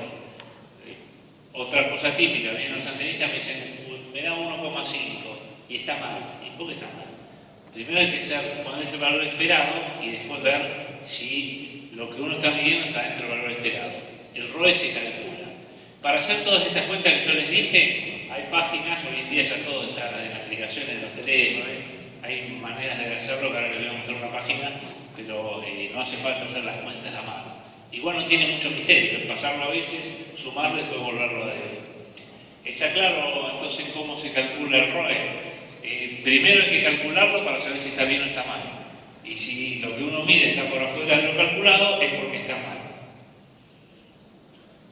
Acá esto lo pongo muy grande porque la mayoría de los clientes míos creen que el ROE no se calcula, que siempre tiene que dar menos que 1,5. No sé por qué, pero todos creen que el ROE siempre tiene que dar menos que 1,5. Nunca supe por qué. Esta es una página, está en la página de Conco, que está hecha justamente para calcular los valores de ROE. Uno acá le va poniendo, tildando el tipo de antena que tiene, qué sé yo, y hace toda la cuentita solo. Pero la cuenta es lo que yo les decía, no hay mucho misterio. Es pasarlo a veces, sumarlo todo en fase, o hacer como si se sumara en fase y multiplicar por 0,7. Eso es lo que hace la cuenta. Lo pueden hacer ustedes, es un Excel, no es un misterio de la ciencia. Bueno, ROE, la verdad que tiene para hablar horas y horas, pero bueno, mucho más tiempo no le podemos dedicar. Productos de intermodulación pasiva. Este es el problema que vamos a tener en el futuro. O sea, hoy ya es un problema bastante serio en los sistemas de comunicaciones móviles y va a ser el problema más grave en el futuro. De hecho, ya es considerado digamos, un parámetro a medir, así como se medía ROE, empezar a medir productos de intermodulación. ¿Por qué no se midieron hasta ahora? Por dos motivos. Uno, porque el instrumento de intermodulación, los que había hasta ahora, eran pesados, como se acuerdan los osciloscopios antiguos, Tektronix 865, una cosa de eso, para quedar el rato más largo. Bueno, eran así de pesados. Y segundo, no se podían poner auto en auto. Entonces, salvo que un contratista tenga dos camionetas, una para la gente y otra para los instrumentos, era imposible en la práctica. Hoy en día hay instrumentos chiquititos, portátiles, ya miden distancia en pin, cosa que antes tampoco se podía hacer, y ya, digamos, es una cosa medible. ¿Qué es los productos de intermodulación? Vamos a ver esto. Yo en un sistema lineal yo excito a un sistema lineal, por ejemplo, un cable de una antena, a eso me estoy refiriendo, con dos portadoras, F1 y F2, y a la salida de esto voy a tener F1 y F2 con distinta amplitud, con distintas fases. Imaginémonos que esto es una antena. Yo le aplico la portadora F1 a un conjunto cable y antena, y la antena me irradia la misma frecuencia 1 con una amplitud y una fase determinada. No me interesa cuál, pero siempre F1. Le aplico F2 y pasa lo mismo. ¿Qué pasa en un sistema alineal? Que todos los sistemas son alineales, o sea, cables y conectores, antenas son alineales. Muy poquito, pero son alineales. Yo le aplico F1, tengo F1. Le aplico F2, tengo F2. Pero me aparecen un montón de porquerías indeseadas. 2F1, F1 más F2, 2F1 más F2, un montón de frecuencias indeseadas. Obviamente, en potencia se tiene que cumplir que la suma de F1 más F2 sea todo esto, ¿no? O sea, siempre resta un poquito de la portadora principal para generar ruido. ¿Cómo es un dispositivo lineal perfecto?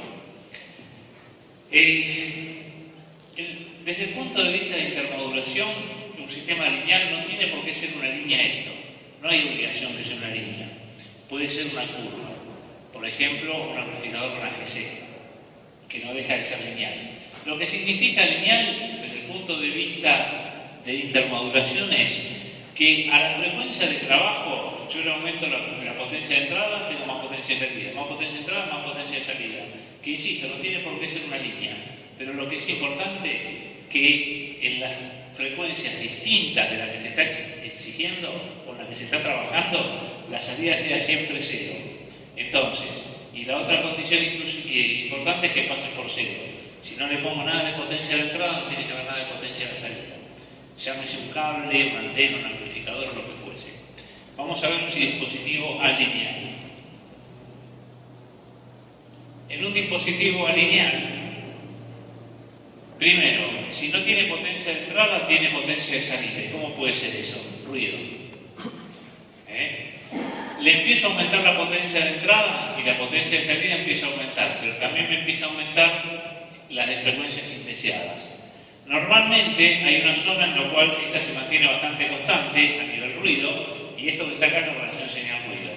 O sea, cuánto tengo de señal respecto del ruido. Ruido es todo aquello no deseado. Ojo que no es el mismo concepto de ruido en 3G. 3G ruido es la suma de todas las señales que hay. Esto es el ruido desde el punto de vista de electrónica física, ruido, o sea, señales indeseadas. Digo esto porque hoy en día la palabra ruido genera confusiones, ¿no? O sea, el famoso eco, que esas cosas no se refieren a este ruido, sino a otro tipo de ruido. Entonces, yo empiezo a subir la señal y descubro que la potencia de ruido sube más rápido que la transferencia directa. Entonces, acá es donde me empiezan a generarse problemas de ruido. El punto en donde se encuentra la proyección de esta recta con esta se llama punto de intersección de tercer orden y es el que sirve para calcular la intermodulación. No lo vamos a hacer ahora, pero de ahí sale el famoso que la potencia de intermodulación es 3 veces por la portadora menos 2 IP3. ¿Por qué? Porque esta curva en la práctica normalmente tiene 3 veces más pendiente que esta. De ahí sale esta fórmula. ¿Y por qué sirve esto? Porque la calidad de un amplificador se mide por este parámetro. Lo que fija el precio de un amplificador es el OIP3 o el IP3, lo mismo. O sea, eso es lo que fija el precio, no la potencia.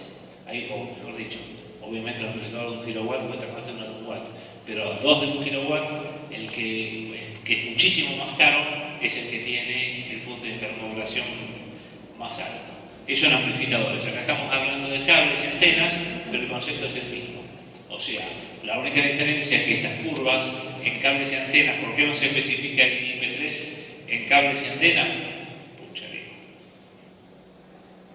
No se especifica por la simple razón que estas curvas intersectan por acá arriba y no se ve en la práctica este punto. Esto es más para amplificadores. Pero, ¿qué es lo que yo quería demostrar? Que aún cables y antenas y conectores tienen un problema de intermodulación suficientemente grande como para que haya que prestarle atención. Acá vemos lo que habíamos hablado hoy en el dominio de la frecuencia. O sea, yo tengo dos portadoras iguales, a la salida una va a ser un poquito más baja que otra porque, digamos, el cable va a tener una función de la frecuencia, pero un cable real voy a tener estos productos que son los que yo no quiero que tenga. Intermodulación es un tema que da para charlas muy largas. De hecho, yo tengo una presentación que es casi de 6 horas solamente de este tema. Es el tema que estamos hoy por hoy trabajando en todos los operadores celulares porque es el problema que se viene. Estaba comentando acá que nosotros somos representantes de Anritsu y estamos trayendo instrumentos de Anritsu para este tipo de medición, que realmente es un tema importantísimo.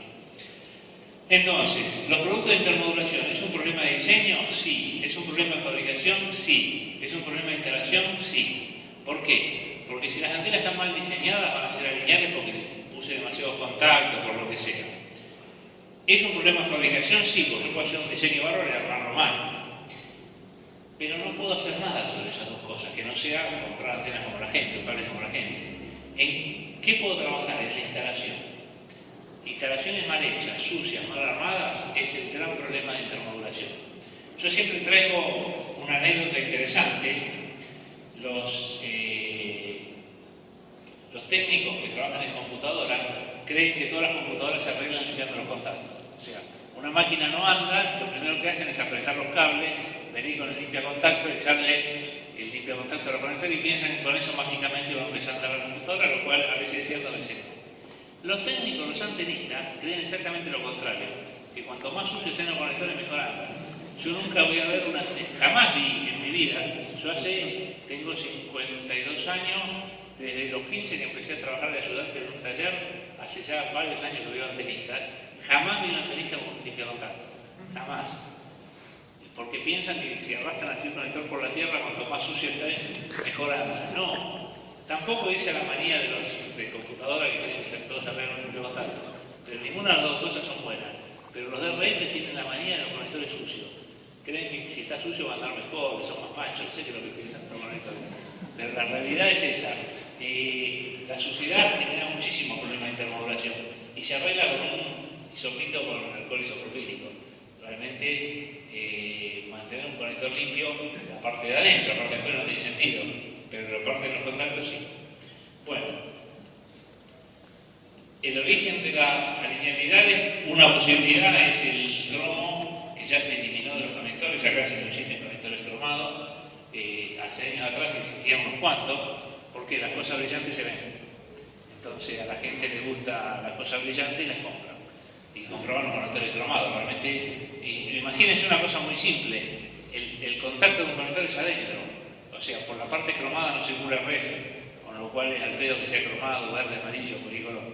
Los de plata, por ejemplo, que están muy buenos, el problema que tiene es que la plata oxida negro, es el único óxido conductor, pero la gente lo ve negro y no lo quiere. Entonces preferían el cromado del de plata, cuando encima el de plata es más caro. Pero bueno, entonces, la intermodulación se produce en los contactos. Tratemos de evitar, cuanto menos contactos haya, mejor funcionan las cosas.